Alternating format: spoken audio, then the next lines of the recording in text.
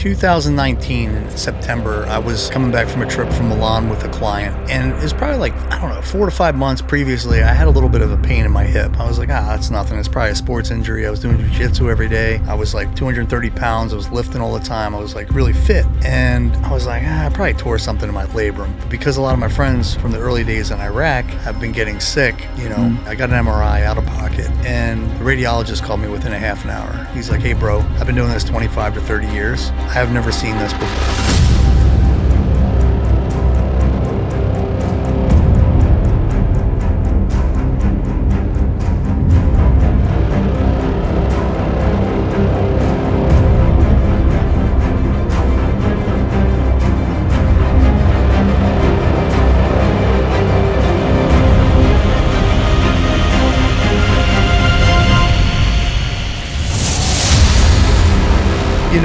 One night, John goes on the business trip. He goes to, I think it was SOFEX. It's a special operation exhibition where defense companies come in Amman, Jordan, and they showcase their wares for military groups from around the world. It's a very big show. And this is 2011? It's 2010. Okay. So it was like May, I think it was. So he'd been over there for a day or two, and we had other guys in our company. It was called Indigent Armor. We had several people that I had worked with in the past, some from GRS, and we had some guys from like the SEAL community, and they're all very reliable people. So my phone rings about 3 o'clock in the morning, and I pick it up, and it was another business owner, and he patched around on. I said, hey, what's going on, bro? It's like 3:30 in the morning. I knew it was bad. And he's like, you gotta hold on for the private equity guys. They want to be on the call. And I was like, what the fuck, dude? Like, we've known each other for, been overseas and all this stuff. What do you mean? Like, you call me at 3:30 in the morning. I want to know what's up. Cause I just kind of, I knew. And, anyway, he comes on and he goes, yeah, John's dead. And I'm like, what the fuck do you mean he's dead? I just talked to him yesterday. And I didn't really put a lot of, because we had situations in the past where I worked with a guy named Tex. That was his call sign. We all had call signs. And, one time, I think I was working with him, but somebody called back to Texas and to his wife, and was like, hey, sorry, Tex is dead. Well, it turned out to be another Tex. Oh. So our rat network is so fast that it's mind-blowing. And that's how information was relayed back in the day. It was kind of like there wasn't the official channels took forever. So you're always getting it from somebody that knows you. So I'm like, are you sure? Are you 100% that he's deceased, man? What happened? So, what happened was he long story short, he fell 40 feet to his death. I mean, that's what happened. But so I get the call, and he's like, yes. I said, well, somebody needs to be by his side from now to when he gets back. We get his body back here. And I still was in a little bit of shock. So his wife, John, lived up the street from me. We all lived in the U.S. Yeah, I was living like Lake Wiley, South Carolina. So him and his wife, they had 2 daughters, and his wife was 9 months pregnant. They lived maybe 2 or 3 doors down. Oh my God. My CFO was in the neighborhood. Another general manager for our company was, and Ron was a little bit further away. He was maybe like 20 minutes from me. So I said, hey, I called my buddy Ron. I said, hey, bro, we gotta notify next kin, me and Jackie, and it's gonna suck. I was like, can you come to the house? So he was there straight away. And we waited from probably like 4:30 in the morning to try to we didn't even talk about what we were going to say. And I was like, fuck. I've been in some bad situations with this kind of stuff, but this hit really close to home because he was like my partner in Iraq. He was only 32. We thought those days were done. And we'd just been working in the trenches like trying to build a business from scratch and just working our tails off to make it successful. And we finally got to the deal, and it was like I think it was like a week or two. It was pretty soon after the deal was struck. I mean, he's gone, and he's like, my boss as well. So we all walk up. It was me, my ex-wife, and Ron. And we knock on the door, and it was one of the worst things that I've ever had to do. And I've had to do some pretty horrible things in my life. But yeah, his wife, his daughters answer the door. It's like 6 a.m. Sun's barely up. And his two daughters, they're all super cute, man. And they answer the door, and like Riley, the younger one, was like, "Yeah, Daddy's out making money." And I was like, "Oh my goodness, you're killing me, dude." And she comes down the stairs. So one of us whisked two kids into the kitchen, and she just looked at me, man. And she just came out of the shower. I think she had like a robe on and a towel. And she just saw me, my ex-wife, and Ron, and she just fell to her knees and just wailed, dude, like the worst sound I've ever heard in my life. And it took me, yeah, that was when the wheels started coming off the bus, because I had to go from there, briefing my buddy John, who passed away on a work trip, to go to our company and make sure everybody, tell everybody everything's going to be good to go, like be the rock at work. So it was a series of unfortunate events. Like, this is kind of like the reason I emphasize this part of my story is it was like the catalyst for dealing with, a decade of PTS and other things. I believe this is probably the catalyst of what set things in motion that I didn't realize until really about a year ago, if that, after really diving into my own demons and things like that. So after I briefed his wife, go back to the company, our main thing was like, how do we get his body back? So we picked his body up, had a military escort, great service and everything. But that was another like bit of trauma, was just like, we had to pick his body up in this casket. It was made of wood in a Suburban. I drove with Ron again and John's father. And the story was still at the time he fell 40 Yeah. feet. Like, what did they say? Well, I'll get into that kind of on the latter part. Okay. But like, as we're driving back, we pick it up. They have the color guard. We're like literally just picking this gray wooden box, just throwing it in our Suburban. And then his dad wanted to have closure, and he wanted to get eyes on. And like, he's like, I want to open his casket. And I was like, oh my goodness, dude, it's been a week, bro. He's embalmed overseas, and he fell 40 feet. It was just I can't emphasize how crazy my life was for about a year or two. It was just utter chaos. So we're crowbarring it open, do all this, and I've seen a lot of death, and but I mean, I just saw him like a couple days previously. It's just wild. And so his dad, we empty the casket, and there's a casket inside the casket. And then I was like, I had to tell his wife whether or not she should view his body. And I was like, well, he fell 40 feet, and it's not a good way to remember, but everybody. So I told her this, and then the next day his body turned black. So she couldn't get closure. And I felt like a heel. And then, I had his urine with his ashes on my nightstand every night for like 6 months, because his wife couldn't deal with it at the time. And I didn't think it was impacting me at all at the time. I was just kind of focused, like task oriented, right? And, basically where all this led was I worked for the company for 8 months. And when we got him back, had a great funeral, got his family squared away. We said, look, we want to make sure his wife is taken care of financially. So we all had really good life insurance policies, and I can't get into any of the specifics. People can read between the lines, however they like. But so basically, he had a very large life insurance policy, and we all had the same, as stapled to his employment agreement. And we just wanted to make sure she was good. She had one kid on the way, 9 months pregnant, and two to take care of. And so long story short, everybody said, yeah, no, he's going to get taken care of. Don't worry about it. But I could quickly understand, I got the sense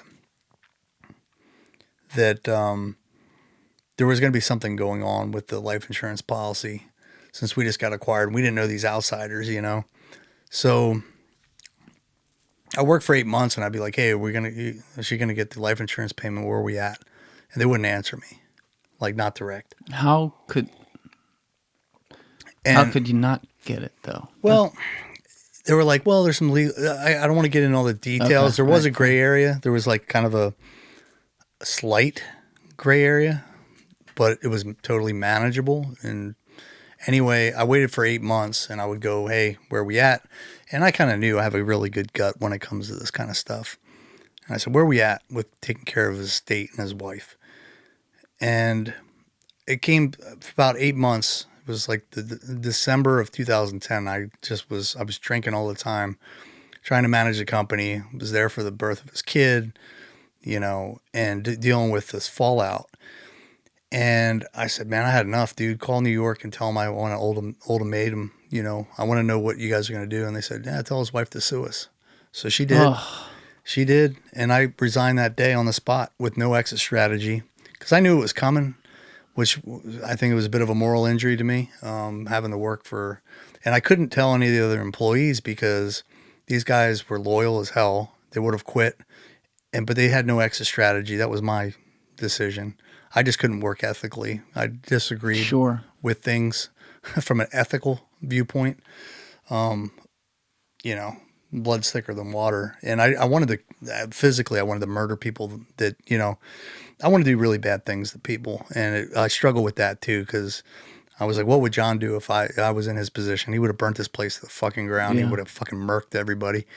And it just made me feel really like kind of trapped because I had to look out for my employees. And so I just left, and literally on the first year anniversary, my wife left me. And on literally the day of, she had she left me like right after all this happened. So I resigned my position. John's dead. Had to inform his wife. Then my wife decided I'm going to move back to DC. I'm in a 6,000 square foot home, with no job. And I'm like, holy crap, this is a lot of stuff going on. So had you had were there cracks in your marriage before that, or? Well, I think I was so hyper focused on on John's situation. Like I have no resentment because there was so much going on. It was all consuming. Like I would eat, sleep, drink, work, and just to get through. So it was just super difficult because I wasn't prepared for it at all. I was like, oh man, I have no employer, I've got responsibilities, financial responsibilities. I had no exit strategy because it was a moral and ethical decision that I had to do. And now this, and I'm like, holy shit. And it's gone, and so I'm in the house. And all that anxiety and stuff, that's when my anxiety started ramping up after all that stuff happened. Right, I started drinking and self-medicating because that was the only time my anxiety got worse and worse, and I got more withdrawn and uncomfortable around people. That's where it started with me. Is with other people, I wasn't comfortable in work settings, and then I had the pressure of going find another employer, which happened. But I took about 6 months off, and I was just like Jim Morrison, dude, drinking like a half to a fifth. But I was working out all the time too, because when I would work out, the only time my anxiety and depression would go away was when I redline myself.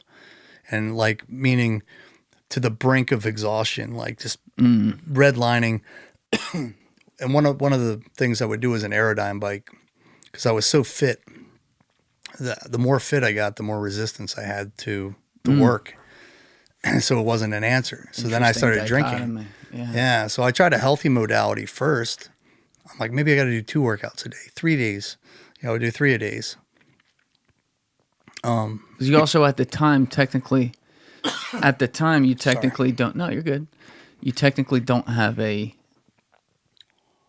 purpose in the sense that you had. Obviously, you're trying to take care of whatever you can with John's family, but you had always had a very serious job for your entire adult life. And this is like you said, you're unemployed for 6 months. Yeah, it felt like a survival situation, really. You go from having a purpose to I just got to survive. How am I going to pay the bills? Well, I got to go find a job. Well, how am I going to find a job where I've got all this anxiety where I can't even be around people? So I started taking Vicodin, Percocet. I was drinking every day. And then I was taking Ambien because I couldn't sleep. I had insomnia for about 2 years, and I still have problems sleeping now. But the only time I could go to sleep is if I got blacked out, like I would sleep for just maybe an hour or two and just wake up. So I knew those weren't solutions, but that was the only way that I could function. So it wasn't about the addictions weren't the issue. It was an outlet to get, the nonsense in my brain to subside. Even if it was briefly, it was worth it, like at the time. So, yeah, I dealt with that for like 6 months. I was just a wreck. I was super emotional, hyper vigilant, super angry. Oh, so the hypervigilance kicked in. Yeah. Had you dealt with that at all, or? I've always had it, like door locking and weird stuff. Like when people, with just around people, you're kind of at a heightened. It just felt like my parasympathetic nervous system was firing fight or flight all day long, 24/7, no shut off. So now it's, if I'm understanding this correctly, it's bothering you now versus it hadn't been bothering you when it was present previously. Right. And what's strange is when I got shot up or blown up or been like near death experiences, which I've had quite a few, I never had fight or flight. Like my instinct was always defaulting to training because we train to fight. He just kind of was like autopilot. It was like smooth. There was no chaos in my head. It was just, there was chaos all around me, but I just felt like hyper focused. But this situation just didn't even make sense. I'm like, I'm not in a threat. There's no threat here. Like I'm by myself. I got to a point where I would sit in my house and sweat. Like when I say sweat, like I'd have to change my clothes 3 or 4 times a day, take 2 or 3 showers. Like it was the strangest thing. And I had to get a cooling blanket to sleep at night because I would soak through comforters. Like this happened up to like 2 years ago. And so I had to mask all this stuff to go perform work. And while I was successful, this is when you got into executive protection. Well, again. I left this company. Before this happened, everything came to a head. It was in 2011. So my wife left. John's dead. I resigned, had no exit strategy. How am I had all this pressure. So I was self-medicating, doing all the things that you should not do. If you're depressed, you shouldn't. I tried to go to my primary health provider. I said, hey, bro, I couldn't tell him I'm suicidal because I had a top secret clearance. I needed that for future employment. I was afraid they're going to take my guns. They're going to Baker Act me, lock me up, or it's going to go on my record and the government's going to find out and they're going to freaking fire me. I'll never be employable again. Okay. I didn't know about all these resources. I didn't even Google search anything back then. So I just was like, hey, I got anxiety. It's crazy. I'm depressed. He didn't even ask me if I was suicidal, but I wasn't going to tell him that because I was worried. I got to work. I'm like, what can you do? I was like crying, like emotional. I was like, this is so crazy. This guy probably thinks I'm so crazy, which I probably was. And so he gave me Ambien, he gave me Xanax, like all the drugs. He just throws drugs at me. So I'm like, pills are the problem. I'm taking all that stuff on top of the other stuff I'm taking, like that was left over or I could get my hands on, and drinking. So, hey guys, got 5 quick things for you this week. 1, please share this episode around with your friends. 2, as always, please be sure to subscribe to YouTube if you haven't already subscribed. 3, please leave a like and comment on the video. That is a huge, huge help in the algorithm. 4, over on Spotify or Apple, please leave a 5-star review. That's a huge help over on those platforms, and I appreciate everyone who has done that already. And finally, 5, the Patreon is almost ready. We are going to be launching in the next week or 2, so please keep your eyes out as that is going to hopefully be a very, very good driver to be able to fund this show. Thank you. It was about 2011, like it'd only been a month or 2, a couple months. I don't remember the date, but it was in about 2011. I decided to take my own life. And that was my first time that I ever actually acted on it, or that I can remember having suicidal ideation where I was like, I just want to check out. I've tried everything. I've tried working out 3 times a day, tried drinking, like medicating. It's just not getting better. It's only getting worse. I don't understand what's going on. So I put plastic up in my bathtub, you know, like a shower liner, because I had a really nice bathroom, and I'm a conscientious suicidal guy. I didn't want somebody to like ruin someone's day. Like, hey, well, this guy plastered his face all over on the ceiling. What a dick.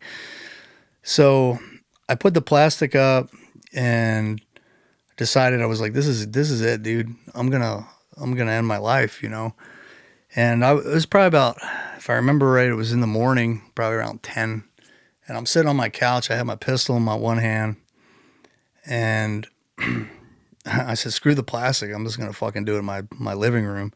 My back was to the door, and I had a fifth in the other, kind of like Jim Morrison. I was like drinking and trying to get the courage up to like smoke myself. And I had it too. And it was probably, I didn't really reference this until about a year ago, maybe, that I'm aware of with my buddy Ron. But somebody had called my buddy Ron and said, hey man, Chris is in a bad state. And I don't even know how. I was probably because I was drinking like every day, all day. And everyone knows I'm a workout freak. And they're like, well, what are you doing? And I think it was my old CFO who lived in my neighborhood. I'd go over there and just drink, you know, like he was working. I wasn't even working at that time. And so I had my pistol, one hand, fifth in the other. I'm literally in the process of putting the gun in my mouth, and my doorbell rings.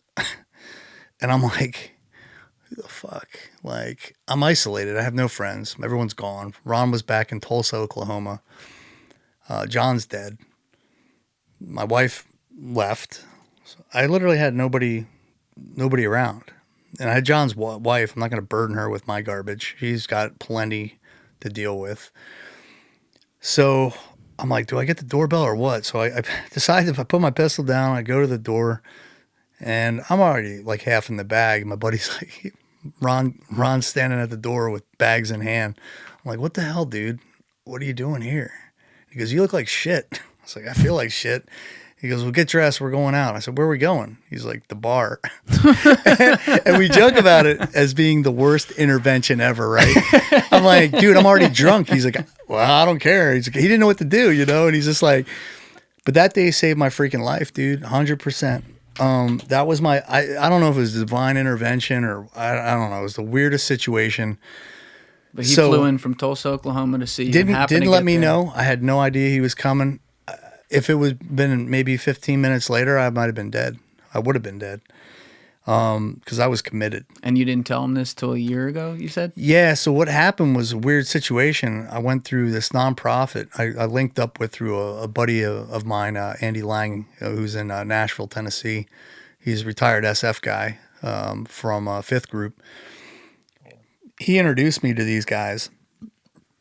And, you know, they basically pair veterans with songwriters that are suffering.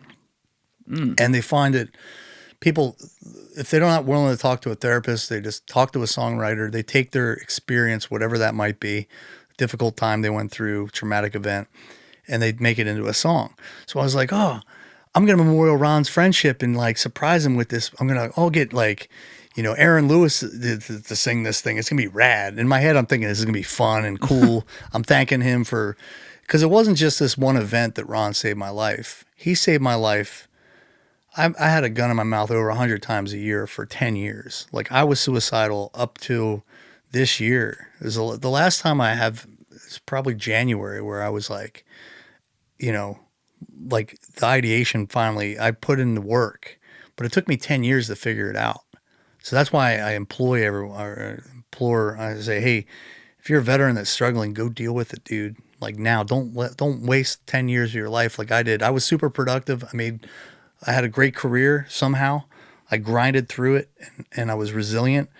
But don't wait freaking 10 years, man, like, to deal with it, because eventually you're going to lose. The only reason I got help, I felt so much guilt and shame that Ron had saved my ass for 10 years, calling him drunk at 2 a.m, like, hey, bro, you've been a good friend. Like, I shoot him a text, and he's like, what the hell? Like, so then he'll call me over and over again until he gets hold of me or calls like my wife, and I'm at the brink. So I hadn't told him about this situation at this time. And I was like, man, so they partnered me up with this the songwriter, and she starts talking to me, and we're filming it for my documentary. It was like they had cameras on, and I'm like, it kind of jacked me up, because I thought it was gonna be a fun thing in my head. And so I talked about this incident that I'm talking to you about in detail, and it was like it was the hardest thing I've had to do. Probably one of the hardest things I've ever had to do was to go out there, and I basically surprised him. I had the film crew up, and I wanted to really thank him, and I couldn't do it emotionally. I couldn't write down the words. I'm like, how am I going to, like 12 years, it's been 10 to 12 years of him being in my corner all the time. So if I understand this correctly, though, you have, it's a professional songwriter, so someone who writes for major artists, Yep. comes to visit you, and you're just sitting with them for hours and telling your story. And I did a VTC, and I did tell it so she would just ask me questions, but it was almost like a freaking therapy session, man. Yeah, And completely. 2 days later, she sends me the first revision, like written lyrics and song. Holy shit. And I could only read two lines, and it jacked me up. I've only listened to the song 4 times ever. Who ended up doing it? Well, she did. It was Becca Ray. So her husband was actually an operator. So I was like, oh, that's cool. She's going to kind of get the, she's probably heard crazy stories because this guy was, been around. And like the songwriting process, she nailed the lyrics. Like I only changed like one thing when I did a red line on it. It was like exactly everything I said, but like in a song. I was like, oh, this is crazy. But it was super dark. So I made Ron read these lyrics, like, part of the documentary is my healing process was like, yo, dude, I just want to appreciate you as a friend. Like you've been like, how the hell am I ever going to thank this guy enough? Like we've been through Part of the documentary you're making. Yeah. We'll get And I don't know, okay. but I slid this over to him, and I was like, I can't read it. So I made him read it, and he couldn't read it. It was just like, it's pretty powerful, man. I never really give much. I don't think it's for everybody, but it forced me to talk to him about stuff I didn't want to talk to him about. And I think that's part of the, obviously that's part of the process. You got to talk. What I'm getting and what's pretty clear about this is that you, from my angle, obviously an enormous line in your sand was that year where you lose John, your wife leaves you, you lose your job, you go into this dark place and everything.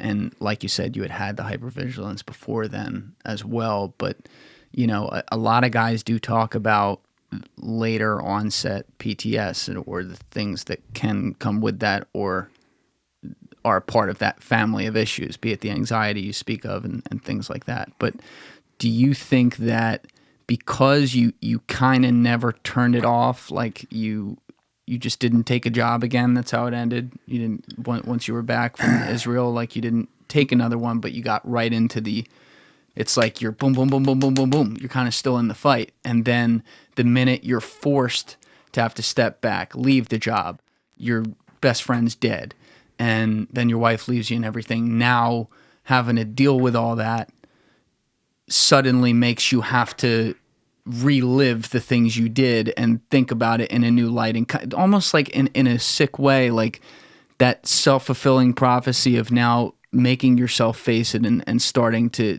feel these things to get yourself to a point where you spend all these years struggling with almost nonchalantly, and not that it's nonchalant, but almost seemingly the way you describe it, nonchalantly, with like suicidal ideation. Yeah, and what's weird about it is, for me, I didn't realize till just recently, last 2 years, there was always a pattern. So anxiety was 24/7, 365. But when it got unmanageable for me, from what I noticed about myself, like reflecting, was when it became unmanageable, that would lead me into depression, like a depressive state. So I wasn't depressed all year round. It was like a cycle, and it continued on depending what was going on. If I had downtime, that's when things and I think that was why this was a catalyst. Not only did I have all these crazy things happen in a short period of time, which probably threw fuel on the fire with some pre stuff. But it was like when I had that kind of the purpose was taken away, at least temporarily. And I couldn't get back in the fight like right away because I was trying to figure out which way's up. So I probably took about 6 months. And what I found, I continued to get these super stressful jobs where the world's on your shoulders. You got to work countless hours. And I think that was a way subconsciously that I dove into work really hard. Like I ran another armored vehicle company for Jankel Armoring, which is in Greenville, South Carolina. I did that for about 5 years. And then I had an opportunity to take me to where I'm at now in Atlanta to run it's more like it was a small $10 million company, but it was very important and strategic. We were about a $500 million company at that time. It was called Beta Fence. And they brought me in to be a turnaround expert. So I knew it was going to be a shit show, like the business that I was taking over was going to be a mom and pop situation, and they wanted to aggressively grow this thing. So I knew this was like, oh, that's right in my wheelhouse, man. It's chaos. Like I got to manage chaos. So by managing other people's chaos, I was sidelining my stuff and not dealing with it, but it didn't really become manageable. Like I'd have panic attacks at work and things like that. I just learned how to cope with those things. How would that come on? Like just out of nowhere completely? Initially it was like, it could be around, the people that acquired our first company. I was like, oh man, these guys could fire me. It's like, you don't know what their angle is. And I'm used to my boys and the brotherhood. If somebody has a problem with you, they're going to talk to you face to face. They're not just going to cut your legs out. And then it got to where I was just briefing my own subordinates, was not comfortable. And I was like, this is weird. These guys work for me. I'm their freaking boss. Like, I'm the baller here. Like, why am I nervous? And it got to like I couldn't be around my own team. And then it got to a point where I was uncomfortable by myself. And I was like, okay, there's something going on, man. Like, this is not normal. But it took me for a while. It just took a long time for me to come to that realization. Like, I would avoid a lot of social gatherings like that were important for work. If we had a black tie or something, I was like, heaven forbid I had to have a speaking engagement.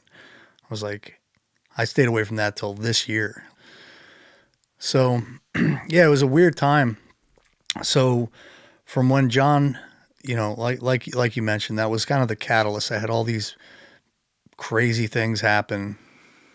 At one point, my buddy Ron does a great intervention and like saves me from committing suicide.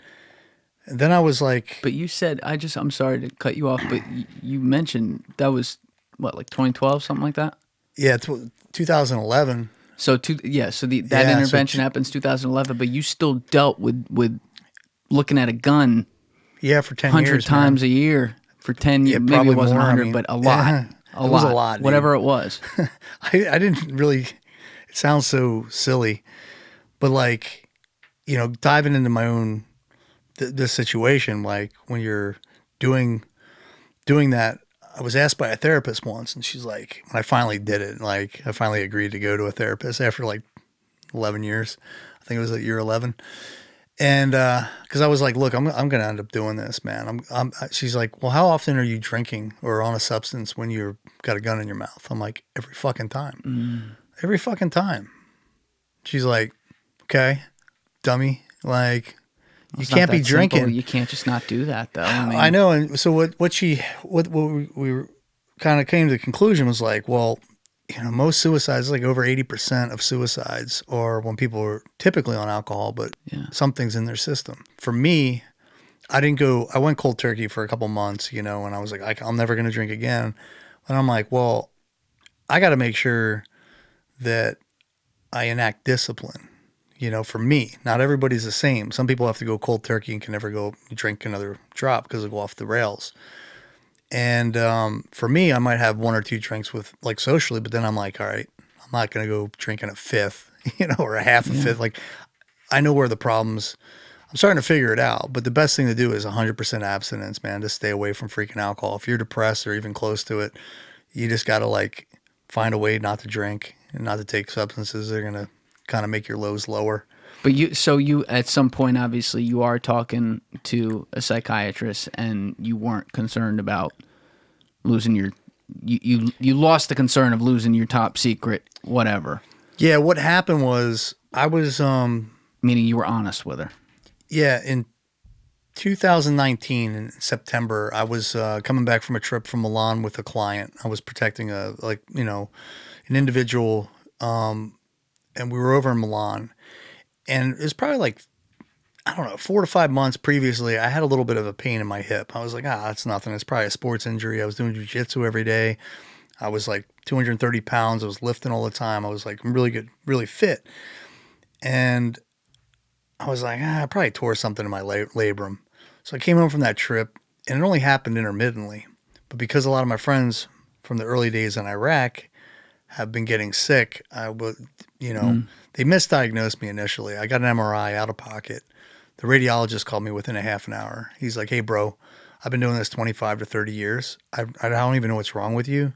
I have never seen this before. And I was like, okay, that's bad. So I go in the hospital for 5 days. Long story short, they misdiagnosed me. They said, oh, you have a bone infection. They stuck they did a fine needle aspiration into my hip, into my femur. They missed or didn't do it properly. And they were worried about whatever, probably, malpractice. So I got a second opinion. I went to this shout out Dr. Rayapudi, and she's an infectious disease doctor. And I said, look, all my friends are getting sick. They're getting weird cancers and just weird diseases in general. So I want a second opinion. She goes, well, I'm going to send you to an ortho-oncologist. They're going to have to do a bone graft. That was my first real procedure after that fine needle aspiration. What is that comprised of? So they went into my right hip to my femoral head where it sits up into your pelvis, like in your pelvic girdle, like where the ball sits into the joint. And they scraped the bone away. And then they patched it. So they said, basically for 6 weeks, there's no load bearing. I had to be on a walker. And they said, once that's healed up, you'll be good to go. Week later, they called me, and I didn't think I was going to be good to go anyway. So, and I'm sorry, you mentioned this. I just want to make sure you were at this point you're remarried, right? You have a second wife. So I've been with my wife Jen for 9 years. She's been putting up with me. So in the middle of all this, she's been there for you. That's amazing. 9 years, dude. On the mental health stuff, I try not to be I just kind of centered all this stuff. Like I don't really, I try not to outwardly show it too much, I try to mask it as best I could, but obviously she knows when there's some bad things going on, but yeah, sure. So you get a call about this graft a week later. Yeah. So I actually called the doctor. It was literally a week after I just had a bone graft, which is pretty gnarly. I don't know, like 15 staples in my upper hip. And they're like, you can't walk on it because it could break. Because my bone was so compromised, it was so eaten away that my femoral head was getting close to snap. And they said, if you snapped it, one, it would be very painful. Two, like and I was leg pressing like 1,000 pounds. Like I was doing these crazy workouts and jujitsu, all the things you don't want to do when you have a compromised femur. But so I called the doctor. I said, hey, what about that biopsy you guys did? You guys were going to do a biopsy. They're like, oh, you have cancer. And that's how just like that. It was so matter of fact, the PA on the phone, she's like, oh, yeah, you got cancer. I'm sure you have questions. I'm like, yeah, like what kind of cancer? She's like, oh, it's super rare. It's like, less than 1%. Laughing, but that's kind of funny. It was. Oh, it's like super rare. It's like less than 1% of 1% of all cancers. It's like less than 1% of 1%. I can't even do the math. So there's no like grave, like, oh my God, you need to come in. It's like, it's actually 1% of 1%. She's like, no, and I'll tell you what, this is going to make it even funnier and fucked up. So I'm like, I called them. She's like, oh yeah, you have cancer. It's pretty advanced. I was like, oh, pretty advanced. So I'm going to fucking die? Is that what you're saying? She's like, well, no, you're going to need a bunch of, surgeries. So anyway, I go into I'm like, okay, I kind of processed. I told my wife, I wasn't surprised. I was actually like, yeah, prepare for the worst, hope for the best. Roll with it, dude. So I go to the same surgeon who did the first one. He's like, well, now we got to take your femur out. The work I just did, we're gonna cut you. We're gonna do about 150 staples from pretty much your hip. We're gonna remove your right hip, your femur, about 3/4 of it. Then, while I'm laying on the table, they decided I needed to have some glute and quad come out. which is wasn't in the conversation until I was laying on the table. I was like, wait, what? Like, how much quad? Like, that's important. I like my butt cheek. So it was December 3rd. I had my right hip, glute, quad, and femur taken out. And they put something metal in there. Yeah, so they replaced it with titanium. So when I go into the consult, I just had the bone graft, and I'm talking to the surgeon. I said, well, what's the surgery like? He's like, well, it's called a brutal and radical surgery. And I'm like, well, you said it like that, dude. It sounds really bad. He goes, oh, it's bad. Because I made a joke. I shook his hand, and I said, oh, sorry, man, that's your moneymaker. I don't want to, like, bruise your very valuable hands. And he goes, dude, you should see this.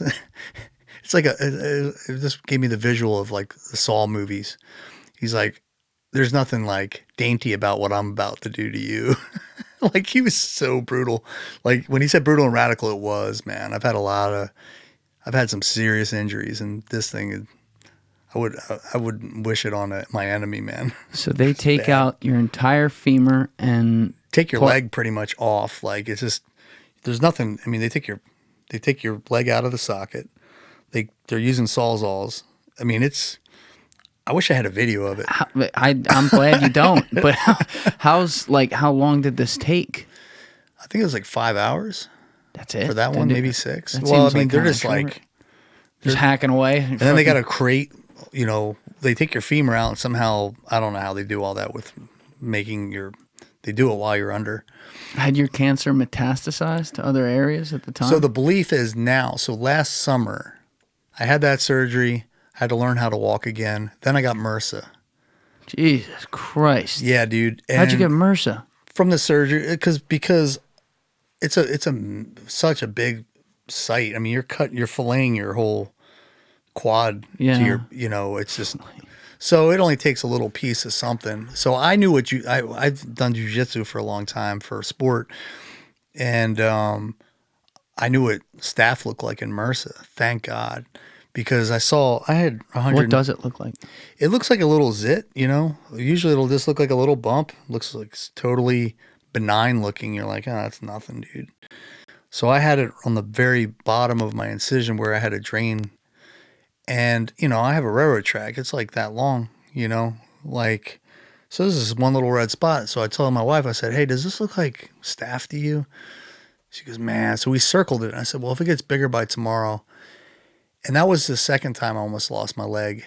I went in the next day. It was on Monday. And I went back to the infectious disease doctor, Dr. Rayapudi again. And she saved my life again by starting me on Dapto and all the antibiotic regimen. I did that for 3 months. I got needles in both arms for 3 months straight because I wanted to work out. So I'd pull these things out. You're thinking about working out this whole time. Yeah. And then Savage. The last week, dude, COVID hits. I'm in infectious disease. I'm having all this antibiotics pumped into my body on my like 3rd month. And COVID, the weirdness of COVID sets in. Everyone's wearing masks. And I'm like, what is going on? Jesus. So, yeah, anyway, so last summer, the first place that this cancer, it's called chondrosarcoma. It's a subset of sarcoma. So sarcomas are less than 1% of all cancers. Chondrosarcoma is less than 1% of that. So super rare. It starts in your bone. It's a slow grower. You can have it for 10 years before it presents. It just starts eating things away. Yeah. So that's why I think there's correlation. And you said, not to get you too off track, but you had said a bunch of your buddies were getting weird shit who were over there with you. Yeah, and that's kind of what I've had, and they've all died. There's only 2 of us now that are, 3 of us that I'm aware of that are sick that haven't died. I'm sorry to hear that. So it's kind of like, but it's good in the sense of I've been trying to tell other people that have been in the same environments at the same time, hey, could be wrong, but just make sure you do your blood work every year, screening. And if you feel something coming on, like a pain that's unusual, just jump on it, man. It can happen so fast. It does. Like what kinds of things were you exposed to? I mean, I think a lot of people did have a chance to hear recently because of the whole bill going on in Washington about the burn pits and all that, which basically like burning crazy trash waste and everything, but like, was it that? Was it other things as well? Like what was the exposure? I'm fairly convinced that it has to do with '03 and '04 being in the environment in Iraq. That's just my gut. Never be proven one way or another, probably. But there was depleted uranium rounds, and we're searching bunkers and tunnels. The air quality's bad to begin with, but then like you said, there's burn pits. I mean, it's like the perfect storm for cancer. Like the radios, there's just so many different factors that could come into play. So what specifically, I have no idea, but that environment was just, prone to lung issues and cancers and all that nonsense. Brutal. Yeah, but I would do it again. I would. You have such a good, like, no bullshit, this is simple, dealing with what I got to deal with attitude about things. And I know some of that's got to be you being strong on the outside and being a human being on the inside. Man. I mean, I guess you got to, is it achieve it to believe it or believe it to achieve it? I don't know.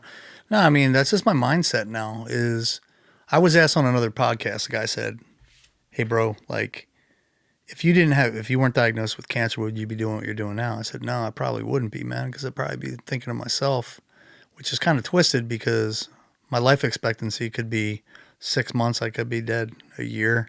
I'm definitely not going to live to be an old man. That's for sure. But I'm going to try. I'm going to try my damnedest. But he said, well, would you change it if you could? And I said, no, I wouldn't. I would take stage 4 right now because I'm helping through, different ways. I'm helping either inspire, motivate, or hopefully encourage people with mental health issues, like to start a dialogue. And I want to raise awareness. I want to destigmatize the whole topic of mental health, especially with men, because the way I was raised, men didn't talk about their feelings and it was weakness and perceived. And, I don't care about any of that. I have the freedom now to say, you know what, if you don't like what I'm saying, go do something else, man. But the people that are struggling, that listen to me, they understand that I know about their struggles. Like I've been there, man. And it's not weakness for men to talk about their feelings, And there was, It means a lot coming from a guy like you too, by the way. Like it means something extra. Well, that's what, there's other guys that I've talked to that are legends, man. Like legends, like I have a cool career, and hopefully, I can leverage that for helping other people, like in the sense that they go, man, you've done some pretty cool stuff and he's talking about it. So maybe I'm not weak if I talk about it, And I had two people that were legends in the, I don't want to drop their names because they're kind of private people, but they had mental health issues and they're legends, man. Like dudes, like tier 1 guys, meaning like, some of the best operators and, 20, 30 year careers, but they opened up about their mental health issues to me. And I was like, man, maybe I'm not being a little bitch. You know what I mean? Yeah. And it's not. It was like I watched this UFC fight a couple months ago with Paddy the Baddy. I forget what his real name is, and he had one of the most prolific. I posted it right up on my Instagram. I watched that shit live, man. So he was weighing in for the fight, and he got a call that his buddy committed suicide, and he just went through a war that whatever, a fight, and the shit that he said was just like, man, I'd rather have me mate crying on my shoulders than be going to his funeral in a couple days. He's like, there's a stigma out there that men can't talk. He's like, just talk to someone, talk to anybody. It was like one of the fucking coolest things, man. Yeah, I want to play this real quick and put it in the corner of the screen. If you hear a skip, though, and it's not playing, that's because it's copyrighted and I can't put it in here, and you can look up the video. It's called Paddy Pimblett's Powerful Message After Winning at UFC London, and it's posted by ESPN on YouTube. Yeah, it's fucking awesome to hear that. Yeah, that one little...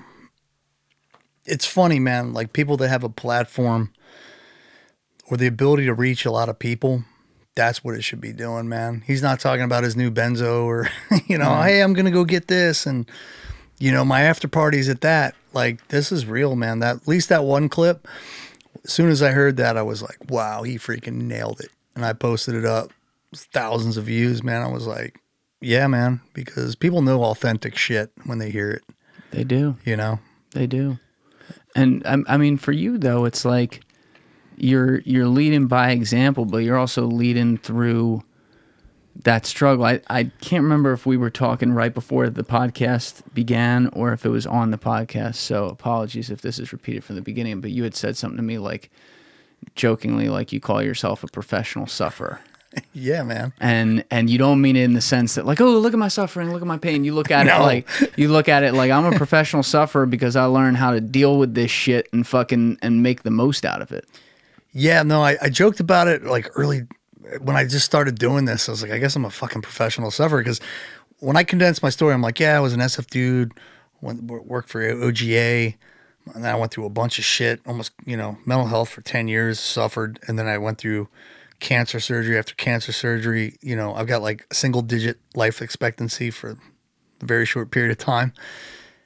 And I don't look at my life with the bad stuff though. I look at it like I was super successful. I don't know how, and I grinded through all the adversity. It's the only reason I'm still here, but I thought I was going to lose. That's what led me between my buddy Ron, wearing him out, feeling the guilt.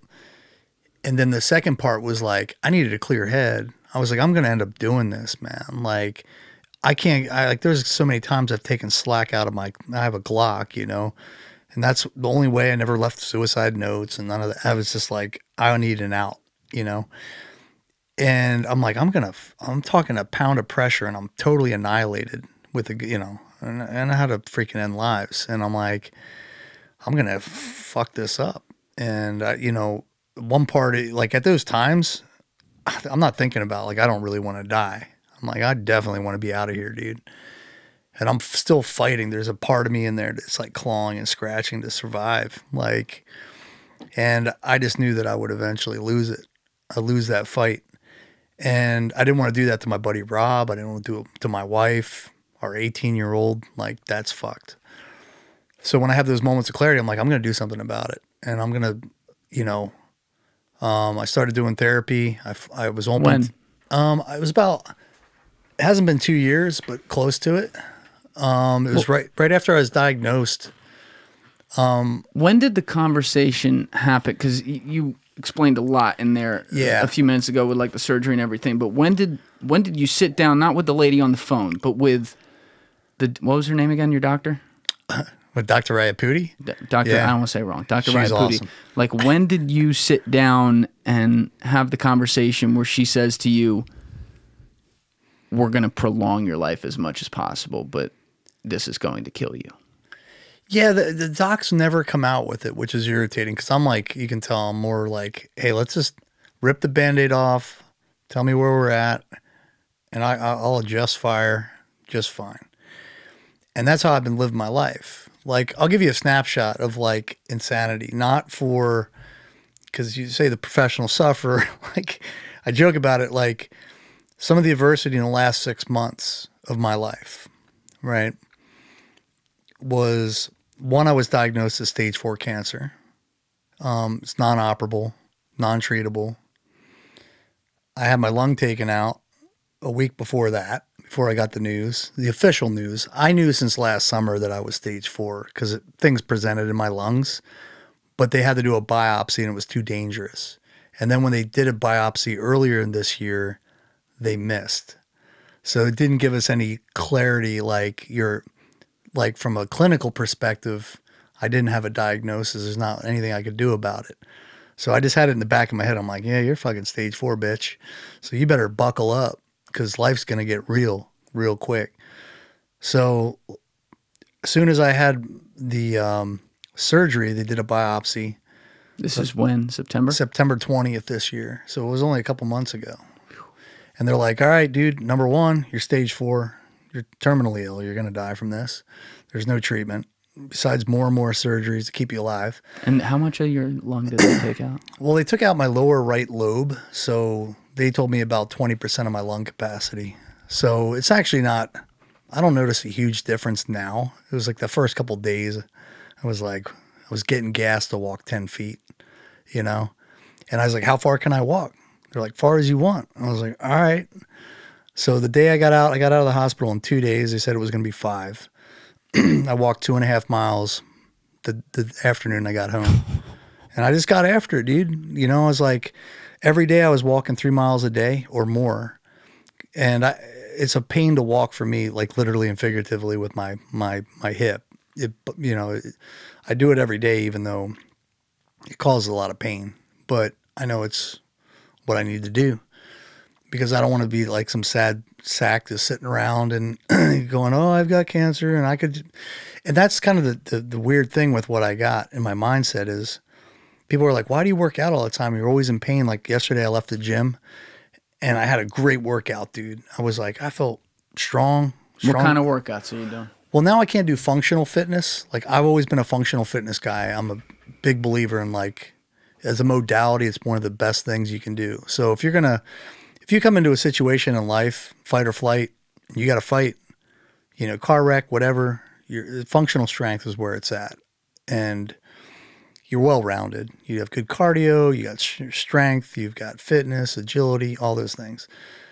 Well, with the hip, I had to give up jiu-jitsu in 2019. That was rough. And I thought about going back, but I'm like, if I dislocate this, I might lose my leg. So I was like, and I don't have enough structure there.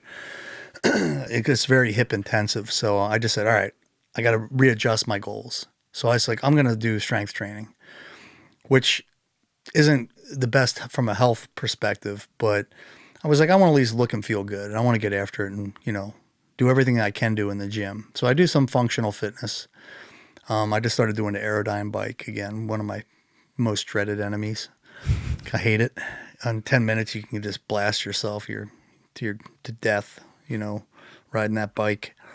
But yeah, so I just do mostly strength. You know, I do 5 days a week. I lift. It's all mostly static. I was going to say, you're yoked. Yeah, I mean, I'm just trying, like, and I said, hey, the day I got home, I told my wife, I said, man, I want to put like 10 to 15 pounds back on, man. I want to like, I want to look good, on man. a plan. Like, I want to keep stage 4 looking sexy, man. Like, wow. You know, because it makes me feel better. Even though I'm in pain all night, I pay for it. The next day, I just feel better and I look better. I feel like, you know, I don't know. It's a good from a mental perspective, the gym's always been my therapy, you know. It's the best thing ever, man. You got to get after it, man. You know, you got to take care of your mind. There's different verticals in life. You got a financial vertical. You know, you want to make sure you're financially well off. You're not like living paycheck to paycheck, ideally. So you got to work on that, get good mentors. You know, physical fitness, you got to work on that vertical as well. From a health perspective, you want to, dude, you might have to self-rescue at some part of your life or protect somebody that can't protect themselves. Like, get into fitness, man. If you feel like, you know, you want to lose weight or whatever your goal is, just do it. But then, you know, you have like the spiritual vertical. I'm not exceptionally strong there. I'm aware of it at least, and I'm working on that. You know, there's all those types of things. What do you mean you're not exceptionally strong there? Well, I've never been, I'm like a failed Christian. Like I try, you know, religion like has been difficult for me, especially with my experiences. It's a little more challenging. And I think when you grow up, like when my parents got divorced, I stopped going to church, you know, when I was 6. And after that, it was kind of like, you know, it was kind of not off the table, but I was 6, 7 years old. I'm not going to beg to go to church, right? Yeah. It's like, I don't want to be there. I don't like wearing a suit. Yeah. But, yeah, it's just, I'm a very spiritual person, but organized religion is what kind of dissuades me. That's just a little, when there's people involved. Yeah. Because I've seen the negative impacts of it, and I shouldn't be dissuaded by it because I know there's probably a lot of Christian people or whatever their belief structure is going, come on, bro, get your shit together. And I'm working on it because if anybody like when you are facing death, that's when you start really thinking, giving yourself a hard think every now and then, like, hey, man. And for me, maybe that's going to be the last minute. You know, you're sitting there going, I hope I just didn't squander that opportunity. You know what I mean? I think I understand now. Because what I was gonna ask, and well, I'll still ask it. Like, you seem to associate directly spirituality with organized religion. Like, one cannot exist without the other for the most part, based on what you said. And I'm not so sure that that's fair at all. Yeah, I'm kind to yourself. It's just the people that dissuade me are usually the ones that are like the most vocal. You know, there's a lot of tenets and things like that that just kind of has pushed me away from organized religion. Yeah. It's just a little more, because living in like Jerusalem is a good example, right? You have the Arabic population living next to the Christians, the Armenians, and the Orthodox. Like, they're all in this, and then you have the Jews. Like, it's great. They're all like physically fighting at times. Yeah.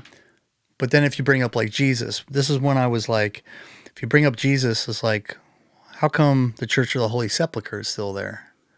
And they're like, well, when the Muslims took over, they believe in Jesus was a prophet. And the Christians believe Jesus was Messiah. The Jews believe he was a prophet, but he wasn't the Messiah. So there's all these intertwined, interwoven things, but they all believe they're 100% right on these little, like, you know, the things that are, I say small, but they're huge implications. But I'm like, if I was born, you know, in another country, I probably would be, it could be Muslim, I could be this. You know. And it's like you're the product of the environment that you're born into that you don't get to choose. But, I mean, I always say this. I do think most people use organized religion for beautiful things. And I think that's amazing. And so what I don't ever want to be is like a basher of people's beliefs and things like that. No. I think that's a terrible, terrible thing. I personally, in my relationship, like, I grew up Catholic and everything, but like, you know, there's aspects of things that I've come to learn and know that, yeah, I think whatever it is, whether it's 10% or 5%, there's a small percentage of people in every organized religion that's ever existed, all of them, throughout human history, that use it as a means for power or a grab at power or straight up awful, evil, salacious means, and they can ruin it for a lot of other people. So my relationship isn't really there with it, but like, I keep this shit to myself. It's not like, I don't feel like it's my duty to tell other people how I look at things exactly. If it happens organically, great, but I'm not going to go out of my way. What I will say is that, like, I have my own type of constant spiritual relationship with things that are going on and things that can't be explained that, you know, kind of give me like a decent zen, and I do try to, on my own time, pay attention to that. So when when I'm saying this, you know, not to like discount myself here, but like, you know, I'm a younger guy kind of going about, knock on wood, like a, you know, all things considered, good life at a good time in human history right now. But you're somebody who's also a younger guy, but you're facing this impending end that you don't know the day it's going to be there. You may not even know the exact year, but it's staring at you down the barrel. And I can't relate to that because I've never had to deal with that. And it's like, to me, the way you're talking right now, it strikes me like you are worried about not having some sort of hole filled with like the meaning of it all. Is that fair? It's kind of well put, you know, because I always stay away from that conversation because it can be super off-putting. Like, my beliefs are my beliefs and everybody else's beliefs. Like, I'm kind of in the same wheelhouse when it comes to, it's such a hot button topic. Yes. So it's like, if whatever I say is going to be like either misconstrued or misrepresented because I don't really have a good way to really like explain. I just know that it's something that I'd like to work on better. I don't think there'll be a solution for it for me because of all my experiences and exposure. It's just more of a personal relationship than, you know, something I'm not going to gravitate towards organized religion, you know, per se. I don't, it's the people, man. Yeah. And I'll tell you, one of my biggest, like, man, this is such a cringy subject. I'm going to transition off of this one, but Ron's been my, like, so he's executive director of a a camp that it's a Christian day camp, and he actually married my wife and I. I was like, hey bro, you're my spiritual guy, because he's a strong Christian. And I'm like, man, I want to be a strong Christian. I suck at it. You know, maybe I got to put more work into that vertical. You know what I mean? So I'm kind of like, and I'm open to it, but there's always somebody who's like super like fringy. It's like sends me proverbs in the mail, and I'm like, okay, dude, too much. That's too much for me, man. It might be where you're at. I don't need to quote scripture to have a relationship. You know what I mean? Yes, I know exactly. But do you feel that? Do you feel like I hate to use this type of phrase here, but like that ticking time bomb of pressure where it's like, I don't though. What if you don't? But I'm not going to say that. I've seen people who have had time, like my father. My father died in 2017. I was by his side when he passed away. He was on hospice for a month. Super. What freaked me out about him is so strong.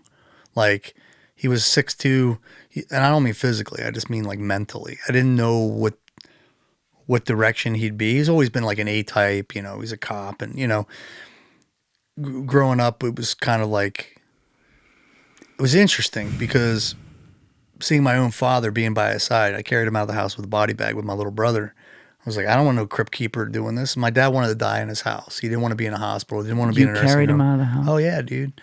And my dad wanted to be surrounded by his kids, and that's what we gave him. I said 100%.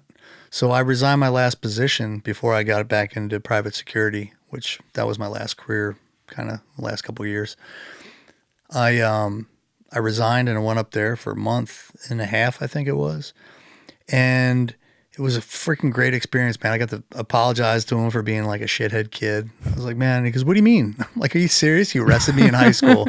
Like, people think that's an interesting story. And there was like 20 more of those, And so we had the closure, but he pulled the plug on himself like a week prior to him. Like he was on hospice, and they gave him the option of no more food and drink because he had cancer. And it's similar to mine. He had lung cancer from smoking, but it started in his esophagus, and then it progressed to his lungs. So I know what this is going to look like, right?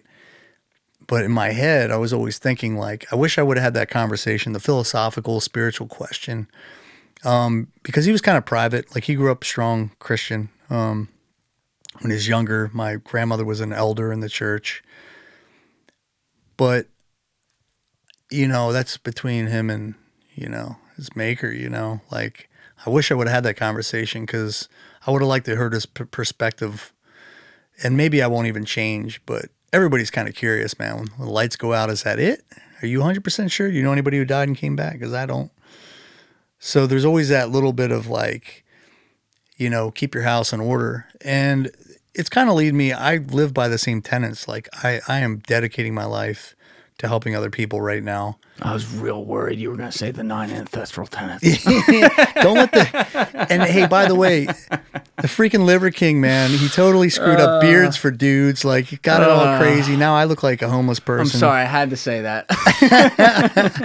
If I could get that jack from eating liver, man, I'd be eating it right now. Ooh, yeah, that was like a serious moment. I couldn't let that one go. Killing me, man. But yeah, so you were saying, sorry again, but you were saying these specific tenets that aren't his tenets. Yeah, and I think at the end of the day, man, where you need to focus on, I'm a big preacher of, pun intended, you got to work on, I just bring it up because I know there's other people that spend a lot more time in these different verticals, right?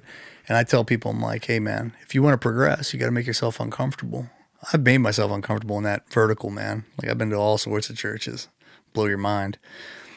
And I probably need to focus more attention on it. But right now it's just, I'm kind of comfortable with where I'm at. You know what I mean? Which is weird. Are you, or are you saying that? No, I mean, honestly, I don't know. I don't know what happens when the lights go out, man.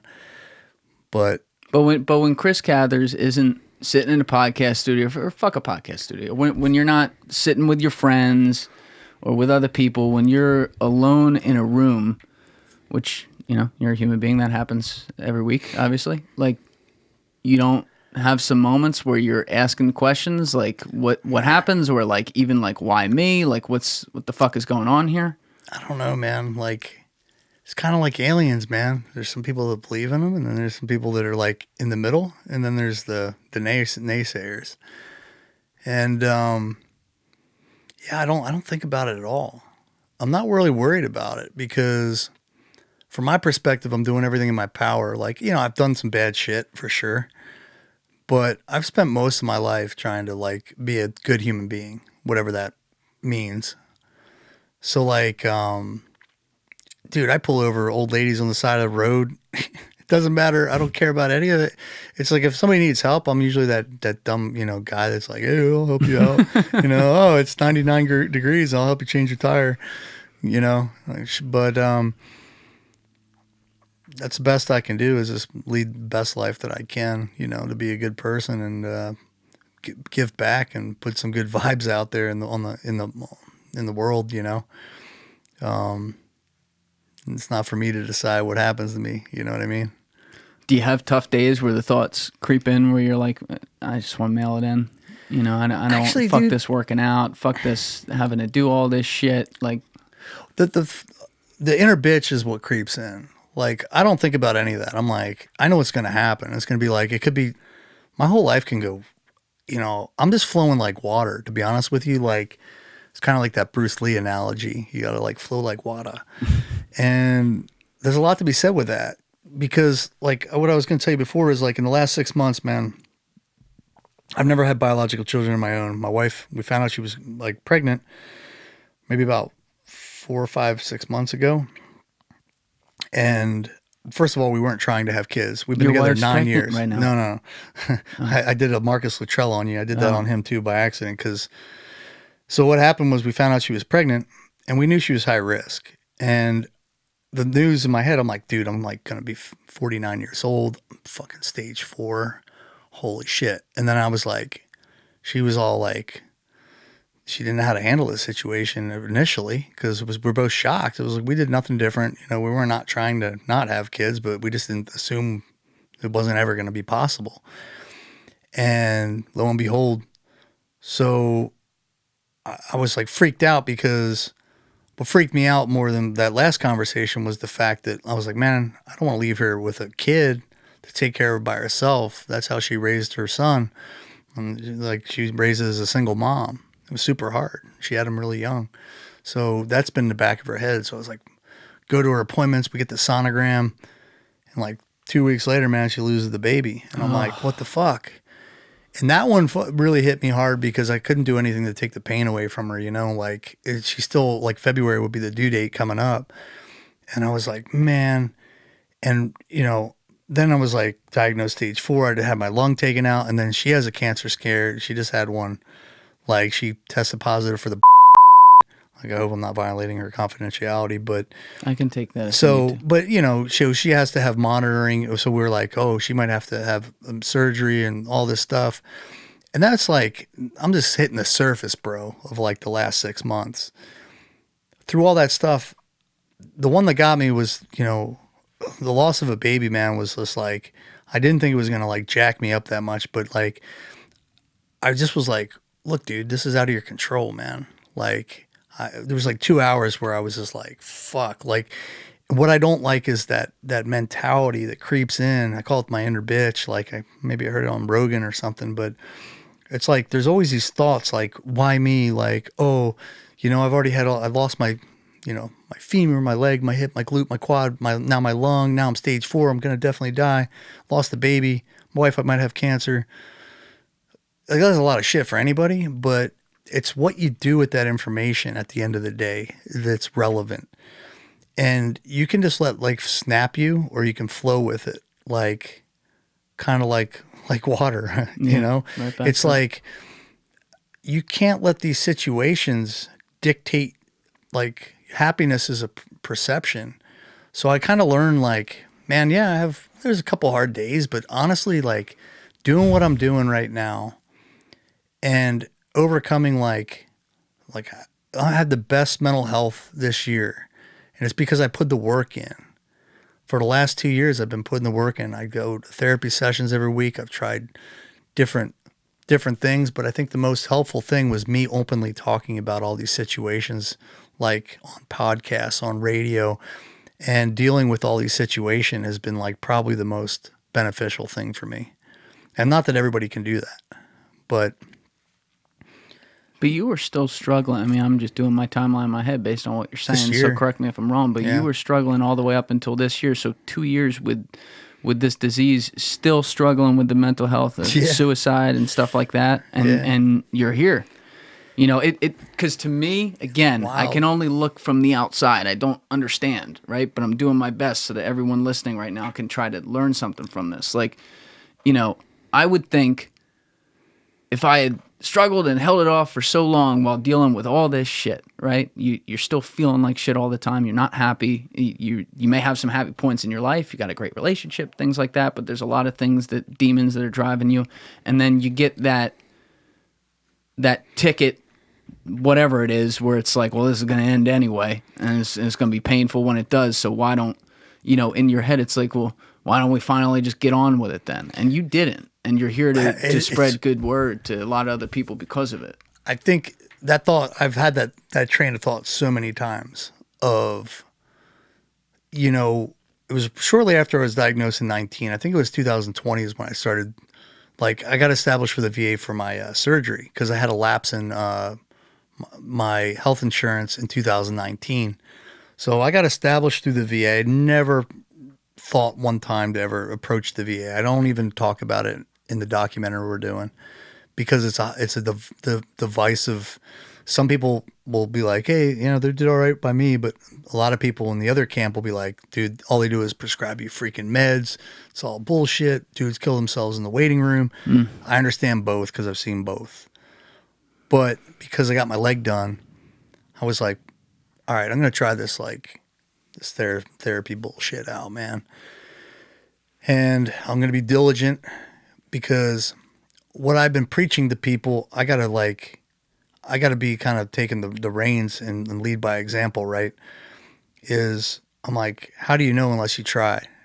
Now with what I've known in the last year of like diving into the subject matter on TBI, CTE, you know, traumatic brain injuries, PTS, suicidal ideation, depression, anxiety, all those things that are wrapped up. I tell people, I'm like, if you want to combat this, like, guys don't want to talk about their feelings. I get it. But is it because what's the driver for that? Is it the way you're raised? Guys don't talk about the feelings that make you feel like you're weak. The hardest thing for you to do is to confront. I was like, if you're a warrior, you're going to get after it. If someone's kicking your ass, you're going to fight back. So I reframed my brain. I said, dude, if you're a warrior, why don't you do something about this instead of wearing your buddy out for 10 years? Like, that's not a manly way out, to show my ass to my friend for 10 or 12 years. Should have done it earlier. Bit of a hypocrite, but that's how long it took me to figure it out. My public service announcement to people is like, don't do what I did. Jump on it earlier. It's not going to be easy. And what I've learned is there isn't a one-size-fits-all therapy or solution for PTS or TBIs or addiction issues. You might have to try 15 modalities before you get it, but you just got to be willing to put in the freaking work and get after it and deal with it head on. That's manning up, is dealing with the thing head on. Because it's super freaking hard, man. I have friends, I probably get calls 3 or 4 or 5 times a week. I've had several friends commit suicide.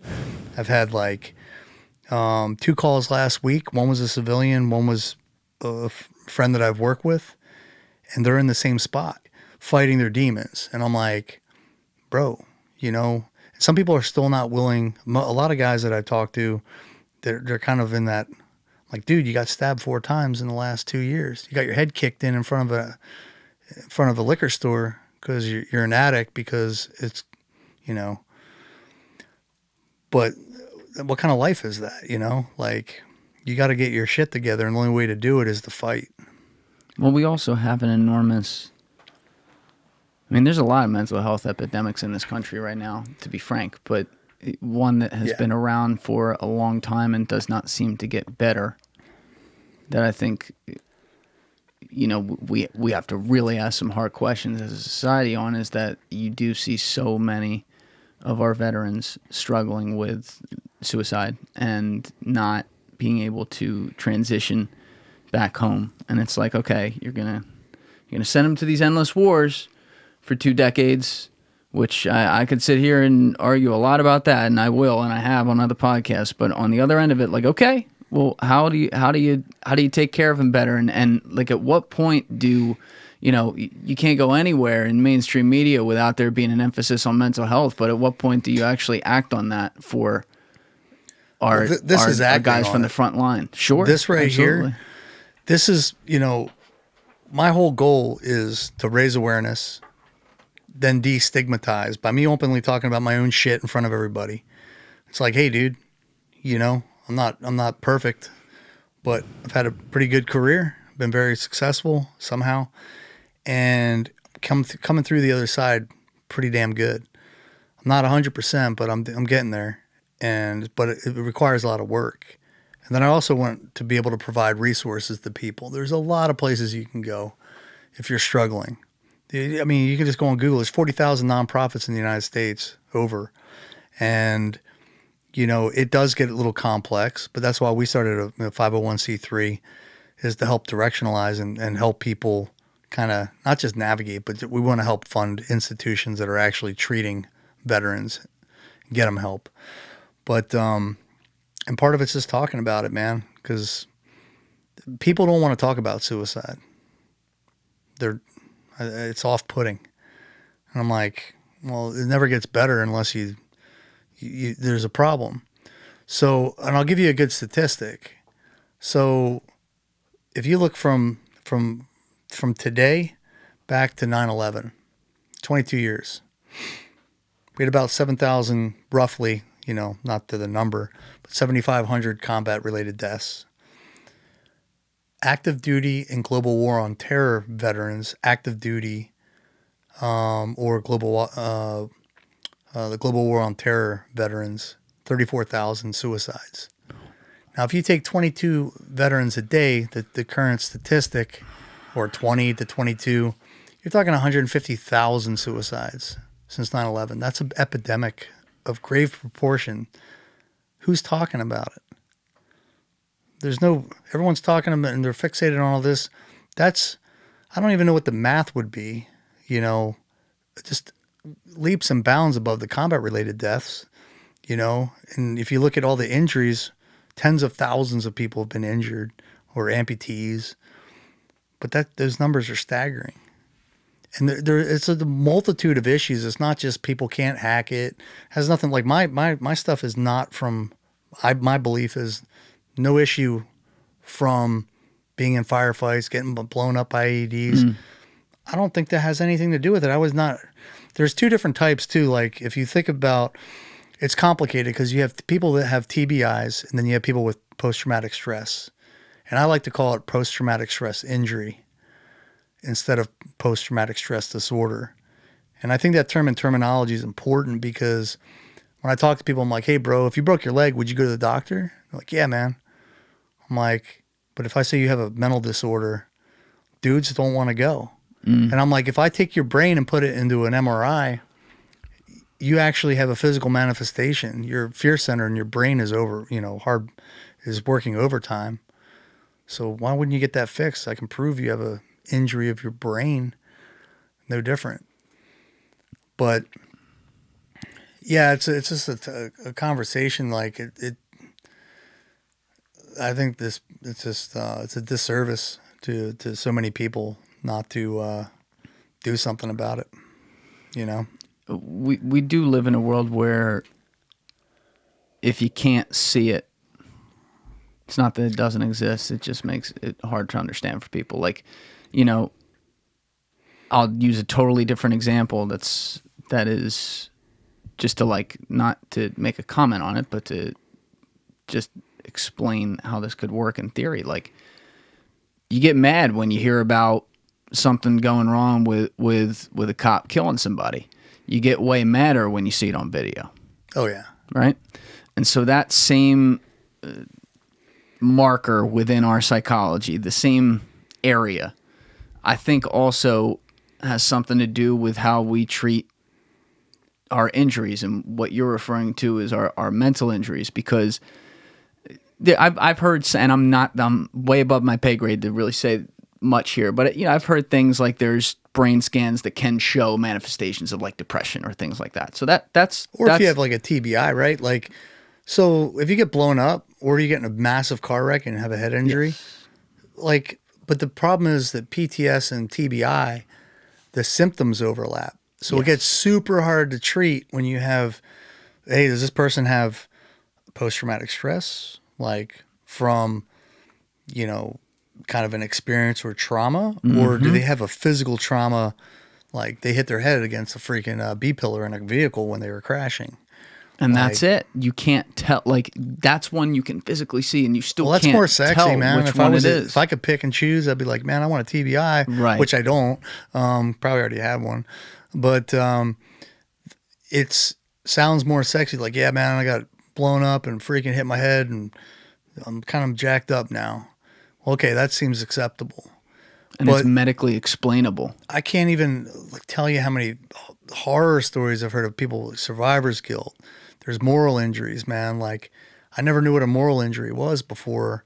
So if you have if you look at post-traumatic stress, you can have some that are fear-based. So a lot of people are assimilate like, hey, man, guys have nightmares. They hear a loud bang, a loud noise or fireworks. People talk about the 4th of July. And that's a fear-based response. So if you hear fireworks and you're like, oh, it takes me back to when I was, I got blown up by a mortar round, I was sleeping. Totally makes sense. But moral injuries is a whole nother category. So when you have strict moral codes as a human being and you violate those, or someone else violates them, you don't even have to be a participant. So I like to use the ones like Vietnam vets. Like, this is a horrible... People have heard stories about war trophies, right? Cutting off ears. Yeah. I think most people, your audience, would be like, okay, I've maybe seen it in a movie. So that's a real thing, There's people. So say you're in your unit, you're in Vietnam, your buddy's cutting an ear off somebody, and you're just watching. But you have a strong moral code, but you don't do anything. Maybe you're, the other guy outranks you. Maybe he'll kick the shit out of you. Back in the day, if you say something, prisoner's dilemma type deal. Yeah. And you have this moral, dilemma where you're like, and it might not bother you right away, but like maybe a couple years later, and I'll give you I have a friend of mine who had somebody draw a young girl, she's 12 years old-ish. He's in Afghanistan. Girl draws an AK on him and his team. So he draws up on her. And he's like, we don't kill women and children. That's my morality says I don't kill women, but she's a combatant. She's training a freaking AK on him from me to you. And he freaking doesn't do anything. Well, she shoots him she misses, but it hits him in the arm, almost takes his freaking arm off. His arm's hanging. So then he shoots her. Well, no issues. But then now he has a daughter who just turned the same age. Oh. Right? So people can kind of put it in perspective. Well, he loves his daughter. He doesn't kill women and children. And he had a ton. This individual had shot in the chest plate and the sappy plate. I mean, this is one of a million different things. So you get these layers of things. And when you're trying to work this out, well, that's a moral issue. From my perspective, that's a just shoot. She's a combatant. It's a messed up situation, but it's you or her, and it's horrible. You don't want to make that call. I might be good with it, but maybe he's not because I didn't have a daughter that's 12 years old. And maybe that fired some shit, in his brain, and it might not have on mine. So it's so complex, these situations. But I think that gives the audience, like, a moral injury is shame or guilt-based. It's not a fear. And that's what I believe I had, because I work for this company, and there's other things that I don't want to talk about, but I'm an open book. Oh, okay. Wait. Now I kind of understand. But like me back to there, I have my buddies, my friends are all that is important to me. The guys on the left and the right of me, Like I will do, like my buddy Ron, if he asked me for a kidney tomorrow, you wouldn't want mine because it's probably all jacked up. It probably got cancer in it. But I would do anything for him, man. And he knows that. If he calls me at 3 a.m. and I got to fly across the country, sell my house for that dude. And I believe he'd do the same for me.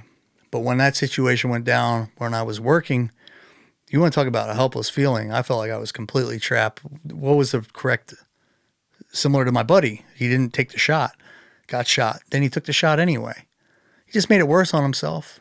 If you look at it rationally, but it's not rational. None of this stuff's rational, man. It's not. But without, you said you don't want to go into it, so I don't Well, want to go there. But you're saying just one thing, and I'll never talk about it. Right. But, so you're saying there's an element that led to some of your shit that has to do with that. Yeah, and this has all been very thought-provoking for me to figure out. I'm like, dude, I don't even know. I'm going through all these things for 10 years, and I have no idea. Because I'm like, I don't have any fear of... Like when I would come back from trips after being blown up and then you're home the next day, if I see a cardboard box back then, I'm swerving, dude. If I'm on 95, anything that was out of place, a parked car on the side of the road, you want to talk about hypervigilance. I mean, the day prior, I'm in Iraq and I got blown up. The following day, I'm trying to drive to a mall. I'm back in the civilian world. And those transitions are really tricky because it's a survival instinct you're fighting. Right. But I think it's fascinating. Like there's a lot of stuff. There's a lot of layers to the understanding and the treatment of these types of things are very complicated. But I think people understand from those two examples of like, you don't even have to be a participant, then there's sexual trauma. There's so many layers to this conversation, but everybody's different. And they handle things differently. And it's not a weakness because, I've probably been through 1,000 freaking traumatic events that people would be like, what the hell?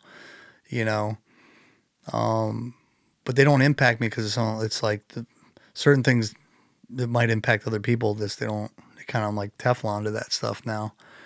And I think now I'm more equipped mentally than ever, which is nice. So I don't dwell to your point of... you were asking about, don't I think like, there was like this paradigm of like, it was kind of ironic that when I got diagnosed with cancer, I had 26% or 27% survival for 5 years. That was my first like odds, and I'm 3 years in, so do the math. But my new one, I have 9% chance because I'm stage 4. For a 10-year survival. So if you add those together, I'm sure the odds are very low. But I have a really weird mindset when it comes to all this stuff. I just don't think the things that are, I don't dwell on any of that stuff. And I feel like the work that I'm putting in has really paid dividends. But I think, let me regroup. You asked me, like, don't I think about it a lot? The only thought I had was a fleeting thought. I've had it a couple of times because it was like, how ironic is that I was like literally suicidal, wanting to kill myself certain days all day long. And then I get told that I have a very slim percentage of that I might be able to make it a couple years, not like, 10. And now I'm fighting because I want to be around to do more for other people. And like, I'm motivated. I got a great purpose again. And well, there's irony there, but I also think it's a control freak thing. I think when, I'm like, I'm not going out on somebody else's terms. I think that's a psychology thing. I think in my reptilian brain of mine, I was like, no one's going to tell me when I'm going to check out. I'm going to control. I can control when I do it or if I don't do it. And now I don't think about it at all. Like I've finally had a reprieve of like the last about 6-7 months with nothing, man. What crossed you over to that? I think starting this documentary, man, like when I started my first interview, it was the first time I've ever been on camera, And let's tell people about that because you mentioned it once or twice, but what's the documentary and what's it consisted of? So we started in January this year, I kind of got this. I was like, man, the reason I joke about being a professional sufferer, I said, wait a minute, like I faced a lot of freaking adversity, man, and I survived 10 years being suicidal, and I didn't like it, and I have to admit I have a problem. I'm gonna do something about it, and I did it. So I started doing treatment, and then I'm like, I started getting more and more phone calls of my friends that have either been struggling or committed suicide. And I'm like, this is crazy. Like, if I can't figure this out, and I don't want this to sound narcissistic, I said, if I can't figure out this mental health shit, and I'm a freaking professional sufferer, I'm damn good. Like, I can take a lot of pain physically and mentally, and I have big shoulders. How the hell is other people not like gonna do it? Not to sound narcissistic again, but I'm like, oh, they're not. That's why the suicide rate's so freaking high. Yeah. So I was like, I want to raise awareness and talk about my shit, even though I don't want to talk about my shit. It's one of the most cringy things to do. I don't want to do it. But I started calling film guys, and I ended up talking to Daniel Beatty, who's one of my producers. I said, hey man, I'm doing this thing. I just want to talk about, raise awareness, destigmatize, and provide some true resources to veterans that are struggling to make a difference, man. But I don't want it to be like a sob story. I want to make it inspiring like Rocky, right? So that's why we've been filming for since January. My first interview I was like, bro, I don't, being real, I don't know that I'm going to be around for the end of the documentary, man. But I'm like, if I end up killing myself, you need to fucking exploit it. Exploit the shit out of it, dude, because it'll be fucking gold. And You said that to him. I did. And he goes, what the fuck is wrong with you, man? I was like, well, that's where my head's at right now, bro. And that was in January. And I already had been putting in probably about 9 months of work. And to be clear, I was slightly confused on this because there were a couple times where I thought maybe I was thinking of it wrong. But you're not working now, right? No, I spend my day to day, freaking 7 days a week, is working on the documentary, our nonprofit, Brothers Keeper Veteran Foundation. So we're starting to, really get some traction. And I want that to, like, the documentary is just a side project. That's what I've been solely focusing my time on. From January to now, we've probably got about 95% of the filming done. So now it's all post work and putting together. I really want to make sure I want to do a good job from start to finish. And like I said, I really want to make it inspiring. So I told him, I said, I want you to film me in the gym, getting all jacked, stage 4, looking sexy, So he's following me around in the gym. And the first time out of surgery, I was like, had like no weight on. And I was like, oh my God. When was it? How long till your first workout after September surgery to take your lung out, part of your lung out? My first workout was, the day I got home 2 days after surgery, I walked 2.5 miles. I mean, Yeah, that was amazing. a workout for me. But when did you hit the gym and lift? I think it was a little over 2 weeks. They told me, they were like, dude, you can't lift till 6-7 weeks post-op. Fuck you, I'm doing it now. And I was now. like, well, I can do legs, and I hate legs because I'm in so much pain. But I was like, I'll do leg extensions, leg curls, calf raises. And That's your scan, but you sent me this too. I'll put it in the corner of the screen. Am I allowed to put that in the corner of the screen? As long as you got Got that all bits redacted. But that's my right Yeah. hip replacement. And then this little dagger down here is goes into what's left of my femur. Jesus Christ, man. So you're doing leg presses with that. You squatting? I can do hack squats. They said I'd never squat again, but they also said I'd never run again. 6 months after surgery, I ran just to prove my surgeon wrong. So I filmed myself, of course, shirtless, looking sexy. They love that. There's They 9 love that. ancestral tenants, bro. And I was like, tell me I can't do something, motherfucker. And I'm running. And I sent it to my surgeon. I didn't walk for like a week after that. I never did it again, but I just wanted to see I could do it. You're not juicing, are you? Huh? You're not juicing, are you? No, I do TRT though. All right, good. Yeah. That's the stuff Joe Rogan does, right? Yeah, I can't take. So that wouldn't pass in the MLB It's or just something. testosterone, But man. it's testosterone. Yeah, I'm gonna be 50 in a few months, man. Fucking Keep amazing. Gotta keep it. See, anything that's like if I was taking what the Liver King did, I'd be dead. I was gonna say, how It's can you just even super- do this? Well, if Like, you wanted to. there are some things like I'm a big advocate of TRT. If you're over 40, man, you know, get your levels checked. But like HGH and stuff, I gotta think HGH that just would. My viewpoint on that, I think there are some anti-aging properties. I can't take it because I have cancer. Right. And there's studies both ways. I've never tried it. I was definitely interested when I hit 50. I was like, maybe I'll try it because, you know, through a testosterone replacement therapy, you know, an actual doctor. Because you got to make sure your blood levels or your blood work's checked when you do TRT. Like, that's the big thing. The guys mess up. These guys do all this gym bro stuff, and things are not pharmaceutically graded testosterone. You're crazy, man. But I can't take any of that stuff because it would supercharge my cancer. I'd be dead in like a week. Yeah, I'm the farthest thing from a doctor, but it just sounded like that wouldn't even that make no sense even to me. Yeah, But, you don't want cell proliferation if you have cancer. It's not good.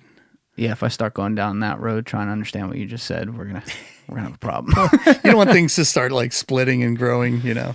Oh, all right. Wait, now Because, I heard that it makes back in my muscles head big, now. but it Now makes it's cancer obvious. bigger. Yeah, duh. That's my theory. It's Duh. Probably gym science, but But still, I mean, it's like it's amazing to see the will of people to overcome odds. And again, like the doctors got to love that. Like, oh my God, look at this guy. Because it, you know, their job is to be conservative about things, to take care of you. And then if you can say, hey, this is good for me, and you know, if I could pull it off, that'd be good for you too. And look at me, I did it. these dudes don't know what to think of me, bro. Like, I've gone into so many different specials. Like right now, I go to a cancer specialist who's kind of oversees all of this nonsense. Because now it's lung, it's ortho, whatever. So I go into my cancer thing, man. I'll come out of the gym, dude. I'm wearing a tank top. I'm like, what's up? What are you guys in for? And dude, it's sad, man. Like, I'm not trying to make light of it because everybody handles things differently, man. But you could ask my wife. I drive her crazy with this stuff because I'll be like, yeah, like when I have MRSA, I'm like, I got to take these things out so I can go lift. They're like, what? I got to do something, man. Yeah. You know, I don't want to be like, it would be, because you also ask, you know, tying back to that previous question, like there was that paradox where it was like, 1 minute I'm suicidal, the next minute I don't want, you know, somebody to tell me I'm going to die of cancer. Like, that's so crazy. It's like you were living to die, but now you're dying to live. Not to be too cliche, Right. But right? Also, like, that inner bitch. Like, I was thinking about it on the way here because I didn't go to the gym this morning. I'm kind of hating myself. I feel like a piece of shit. You flew in at fucking 6:30, bro. Yeah, I had to leave the house at 5:15, 5:30. Yeah, but it's okay. that inner bitch, man, because I'm like, then like you'll hear it kind of creep up. Why should you go to the gym, man? You're stage 4. You're just gonna die of this shit. That's a fucking cop out, dude. That's that little thing. Like, dude, just have some more ice cream, bro. Just try fast food. Like, where does it stop, right? What? So I can just do anything I want because of the situation? No, dude. Like I said, I want to get my T-shirt with keeping stage 4 sexy. Like, I want to inspire people, man. Like, I could just easily just fall off, not do anything, stay at home and just eat ice cream all day. I don't get any enjoyment out of that. I get enjoyment pushing. I want to optimize what God's given me to the maximum potential every day. And if you just have to recalibrate goals, and everyone's going to have to do this. Maybe you break your leg. Doesn't mean you have to not go to the gym anymore. I've broken legs. I've broken knees, ACL replacement on both legs. I have a torn ACL right now, 100% on my right leg, because I'm not going to get it fixed. There's no point. Doesn't hurt, you know. I'm not going to do another surgery just cause it's a year rehab, you know. But I tell people, I'm like, dude, you know, get after that shit, man. Whatever your thing is.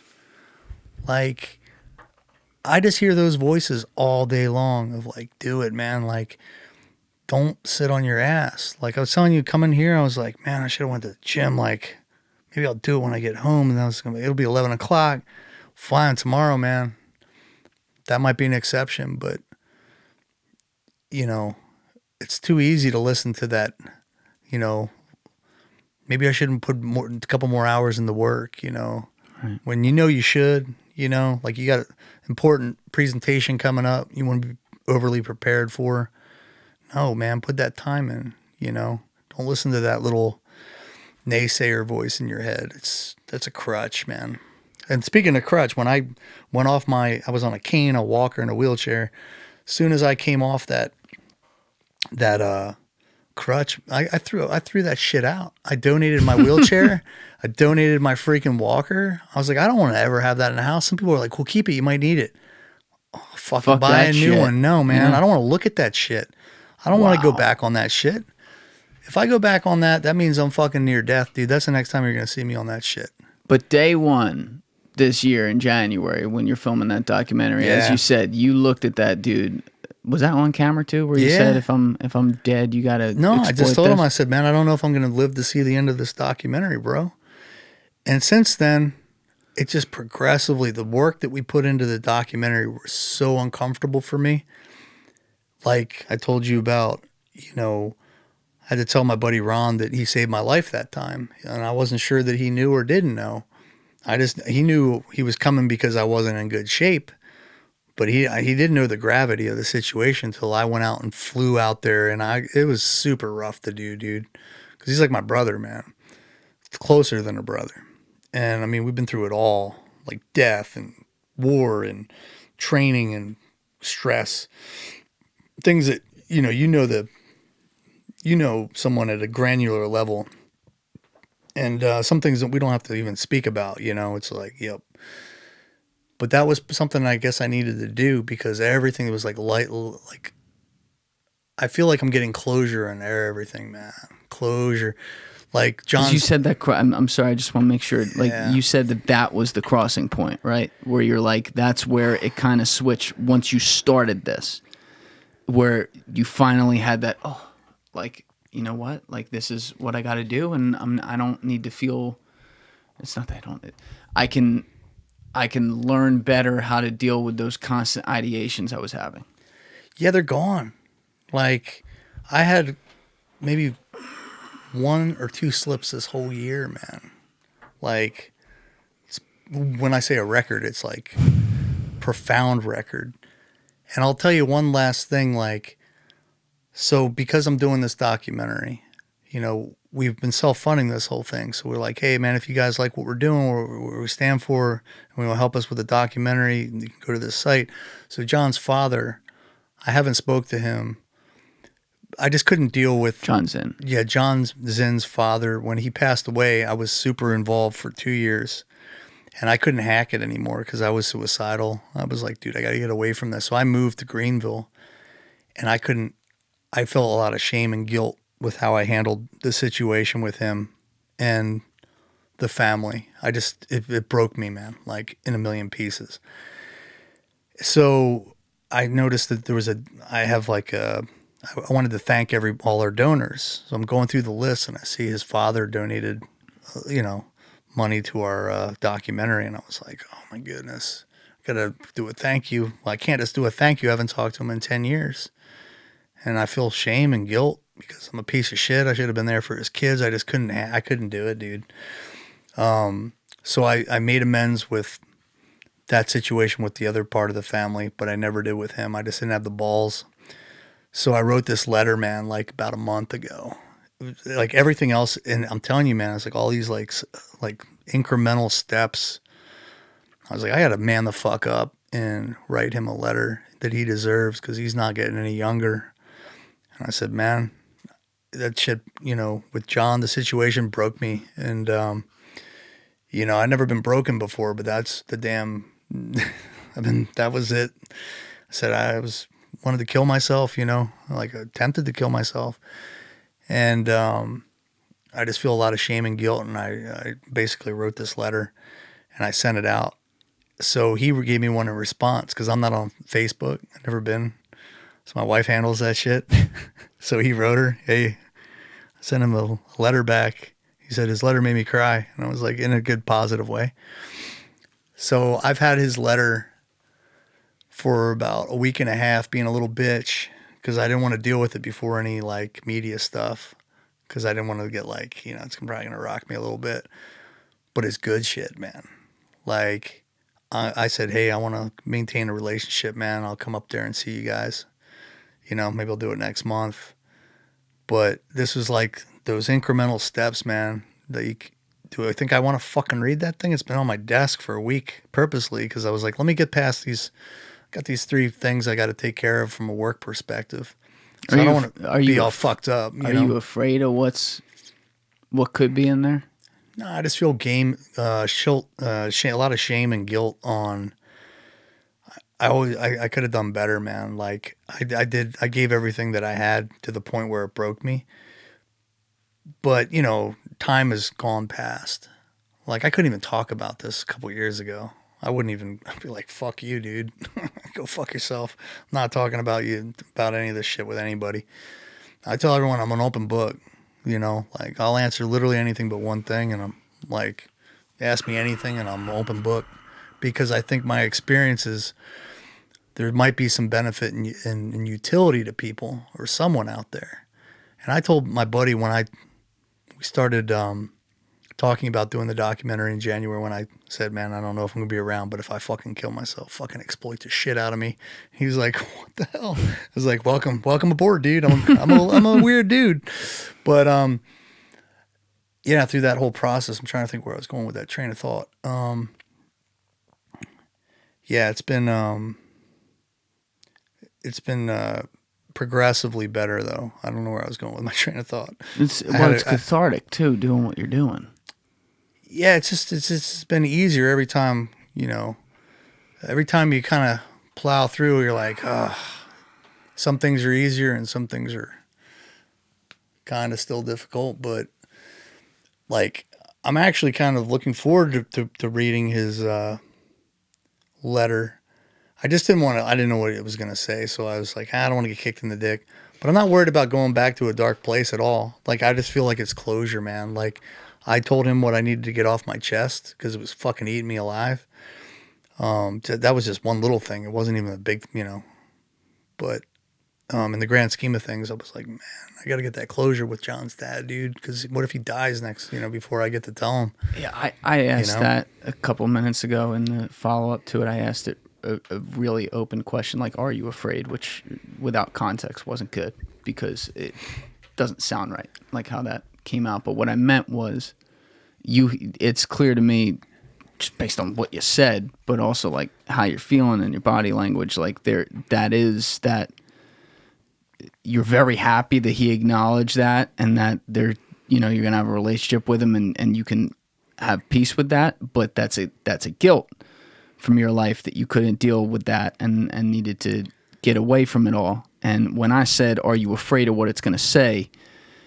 What I meant was, are you afraid that of course, that elephant in the room is going to be acknowledged in what he says to you, and you don't want to read it to reinforce the fact of what you already feel about it towards yourself? Yeah, I think it's going to be a positive thing, but again, it goes down to like lost time you can't get back, Like, yeah. In a perfect world, I don't have any regrets because you only know what you know now. Once you go through and it educates you in such. David Goggins just had a really good one. He said, like, I think I was telling you previous to the podcast, he's like, dude, when I run like a 62-hour run, 240 miles, I learn more in that dark moment, where I'm suffering. I learned 7 years of life in that 62-minute or 62, I guess it was hour race. Yeah. And I was like, man, that's some freaking deep shit. And it doesn't totally jibe with what I'm doing and feeling, but the closure is really important to me because I'm not like worried from a religious perspective, like where I'm at with God. Like, I'm like, look, dude, I'm doing the best I can. I'm a good dude, trying to help other people and be a better human being all the way around. But I don't want to leave any loose ends. And I never even thought about this one. This one just was like a gift of what I'm doing. This letter was I was just like, well, I got to man up. I had to do something uncomfortable. Again, I preach that all the time. I'm like, if you want to grow, you're growing in the dark, man. That's where the growth happens. When you're in this grimy, gritty, I didn't want to write that letter to him. Like, it was fucking hard, man. Like, it brought back old shit I didn't want to fucking deal with. But you did. When I sent it, I was like, that was the right thing to do. Yes. And you just man the fuck up. And that's what's important. And then when he responded, I was like, all right, he's not mad at me. I'm not mad at him. It's just we went through a really shitty time in our life, and it broke everybody, man. But, you know, I have a little theory here, and I'm almost like afraid to throw it out there, but don't be afraid to shut this the fuck down at the end if it's completely wrong. But listening to you speak today, and we've been recording for about, at this point, somewhere in the neighborhood of like 4 hours and 15 minutes or something like that. So some of it is blending together as to what was talked about in the car or before the camera started rolling versus what was on camera. But I'm going to recite some of the things you've at least told me and said on camera in some cases. You had been talking about at one point the fact that in society you mentioned like the divorce rate and the product of a lot of kids who don't know how to deal with their masculinity. Maybe they don't have a father figure in their life, or they have a not very good one, or, you know, their parents are divorced and they spend a lot less time around their dad. And then you related that back to your situation growing up where you were a product of divorce as well, but you went with your dad, unlike your other siblings. So it's clear you had a great relationship with your dad, up and down while you were growing up as well, because you were in some trouble, but like you loved the guy and were there taking care of him when he died a few years ago. And looking at like your story over the last decade or so, leading from John's death all the way through all those years of struggle into getting this insanely tragic diagnosis and everything, and having to deal with that head on and constantly worrying about, you know, your self-worth and stuff like that. You still struggled with that, as you've now laid out in the first year and a half, 2 years of this diagnosis, or 3 years almost of this diagnosis, and started to come to a peace with it once you began this cathartic process of the documentary, and now doing some of the media and things like this around it. I guess talking with Marcus Luttrell, right? Talking with Black Rifle Coffee, like you've been on some really good shows and veteran shows as well, guys who can relate a lot better than I can. But, you know, you putting that out as your legacy, so to speak, so that it can be used after your death, and talking so fondly about your own relationship with your father, and then also talking about your great relationship with your stepson, who's, you know, your stepdad. It wasn't your official kid, but you look at it that way, and you feel a calling to leave an example for him, but also while you're here, teach him well and help him make good decisions. I think a big piece of what you've done is you've been such a high-level, busy, important guy for your entire adult life since you were 18, doing crazy life and death shit and constantly taking care of all the other people around you as well, that for life, whatever reasons, you didn't have your kid. And so in a lot of ways, you found that peace in trying to be a father for other people so that when you're gone, that's something that you will leave things for them that they can learn from, whether it's just listening to a podcast like this here or the other ones you're doing, or seeing what that documentary will end up being. You want to be that father figure that you feel like society is lacking. Yeah. No, I think that's a great summary, man, because part of the other thing that got me ramped up was when I was diagnosed in 19, obviously 2020, you know, I was kind of recovering, then the world changed, man. You had the pandemic and all this nonsense going on, all this negativity. I'm like, man, this isn't the country I recognize. This isn't the country I love, man. Like, what is going on with this division? And everything is just like hot button topics. So I was like, man, we just need more people. Like, when I tell people I want to, like, I've never been on social media. I never wanted to be in front of a camera. Still don't, but I feel like there's a good job. There's good in it, right? Yeah. So I want to weaponize social media. I tell people all the time, man, I want to weaponize it for good. And I don't care what the algorithms, I don't care how many followers, I just want the right people, man. So I'm like, if people are on Instagram, you can follow me at Chris_Cathers. Like, that's how you can be part of the movement. What's your website too? We are brotherskeeper with an S.com. So we're going to revamp that site. We're working on it in January. But if anybody wants to donate or kind of keep, following what we're doing as far as the documentary, that'll be a good way to do it. So the documentary is going to be called Brothers Keeper, but the Yeah. website, just so I have that right, and I'll put it on the screen It's too. wearebrotherskeeper.com. Okay, Brothers Keeper. Okay, got it. Yeah. So, first of all, I'm really excited to see how that looks, because you and I talked when obviously you were already well underway with this, and now we're talking now, and it's pretty. As I think you said, it's like 95% done. Yeah, as far as like the filming, that Right. aspect's done. So post work is where I just want to make sure this really meets the mark, man. I have a high bar of expectations. I want something that people can like, because I always joke around. I'm like, it's a dark subject matter, man. Yeah. And depending on how people frame this, like obviously, clearly, I don't think my life has not been dark. I think my life, I've had so many opportunities to do cool shit and travel the world and do stuff. My bucket list is almost empty. That's why I'm also choosing to do what I'm doing, because I've done everything, man. I've traveled, like, there's not like, oh, I should go to Machu Picchu. That would be cool. I feel good, man. I feel good. What I haven't done from a legacy perspective is I've helped people individually, but I've never really I never had the thought to, man, I could really impact, maybe save some lives, man. Get people to maybe seek out treatment that weren't going to, that might end up killing themselves.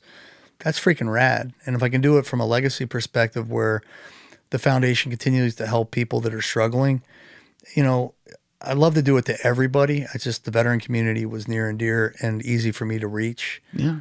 But it impacts everybody, man. Civilians, paramedics, first responders, knows no boundaries, man. It's just the frequency of veterans, historically, at least during the 20 years of war, they were encountering things at a rapid rate, not like the previous years.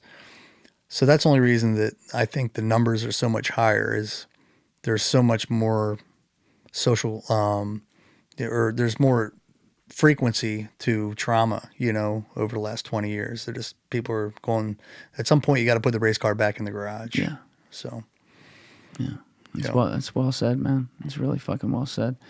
I got to get you out of here in a few minutes, because we got to get you to the airport. But, first of all, thank you so much for how open you've been today. This has been great. And if you didn't have to leave, I'd keep this going, because there's so much to talk about. But, you have, it's very clear that, at least on the outside, and I'd say you're pretty fucking convincing if you're hiding it, you are brave and matter of fact in facing what you're facing right now, and that's incredibly inspiring. But, you talked about that spiritual aspect of it all with life and death and everything, and we got into that a little bit around religion and meaning. But, what to you, you've said something along the lines of I don't really care, I don't really think about it too much, but what's a perfect, if none of us know, and none of us do, but if none of us know what happens on the other side, what do you think would be a perfect scenario for you? I mean, the perfect scenario for me right now is, there's two things. I mean, one, from a suffering perspective, I got the moniker, right? I'd prefer not to suffer for 5 months, because I think one of the problems I'm going to have is I'm super strong-willed. And my biggest fear is for me, I'm just being brutally honest. I know how much shit I can take, and I can take a lot of shit. And I saw my dad, how much shit he could take, and I thought, I got a couple notches up on him. Now I'm questioning that. If I can die with half the grace that my father did, that he set the bar freaking high, man. That was just crazy. And that's the only thing that worries me about the whole death topic is, am I going to be that strong-willed where I'm just going to keep suffering super long time? But I'm good at it, so either way, I'll probably try to do it with a smile on my face. But that's one thing. But other than that, man, everything that I'm doing, I've got more joy out of this last year from some of the pursuits. And it's not from a professional. I'm not getting paid any money, it's not about money. I told the documentary guys, Netflix buys this thing for whatever, I don't give a shit. All I want to do is put the money into the foundation. I'm not into this for my 9 ancestral tenants. See how I tied that back around? So, I mean, you already made you're money getting closing the loop. You Yeah. got to close the loop, man. Reading that letter when I get home tomorrow, I'm going to do that. checking that block, which gives me fulfillment, man. Like that I'm closing that another chapter and opening another door. Like I don't want any of this. I don't want anything over my head, you know. Like, Do you believe I in wish I should have done this. I wish I should have done that. Like if once I get some of these things done and start getting like feedback from people, like I've already gotten a ton of feedback from people that I've helped, and it's the most rewarding thing, man. Money doesn't touch any of that shit. You know, it's pretty dope. Do you believe in heaven? Like, you know, like geographically? You talking like, because I flew up at 30,000 feet today, man, and I always thought it was in the clouds. That's an awesome comeback right there. You're not setting me up again. I'm not trying to set you up. It's a very direct question. That was it's a bunt. Heavy question, but it depends if you mean literally or figuratively. oh, you're getting like metaphysical on me here. I know. See, can I punt on this one? You can do whatever you want, man. You don't have to answer anything. I mean, because we could sit here and like, you know, that's a tough question, because then you have the literal and the figurative sense. You know, depends on. Anyway, punt. All right, we'll punt that, and I'd love to. You look amazing, first of all.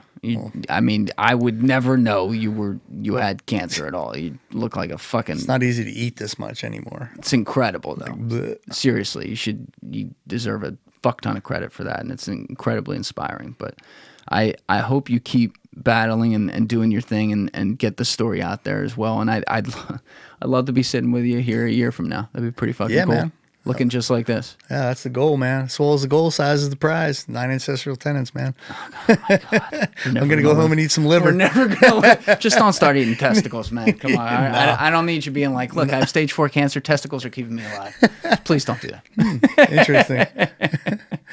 Listen, Chris, thank you so much, man. I appreciate you for having me, man. And I'm really, really, really glad you came to do this. I appreciate it. All right, everybody else, you know what it is. Give it a thought. Get back to me. Peace.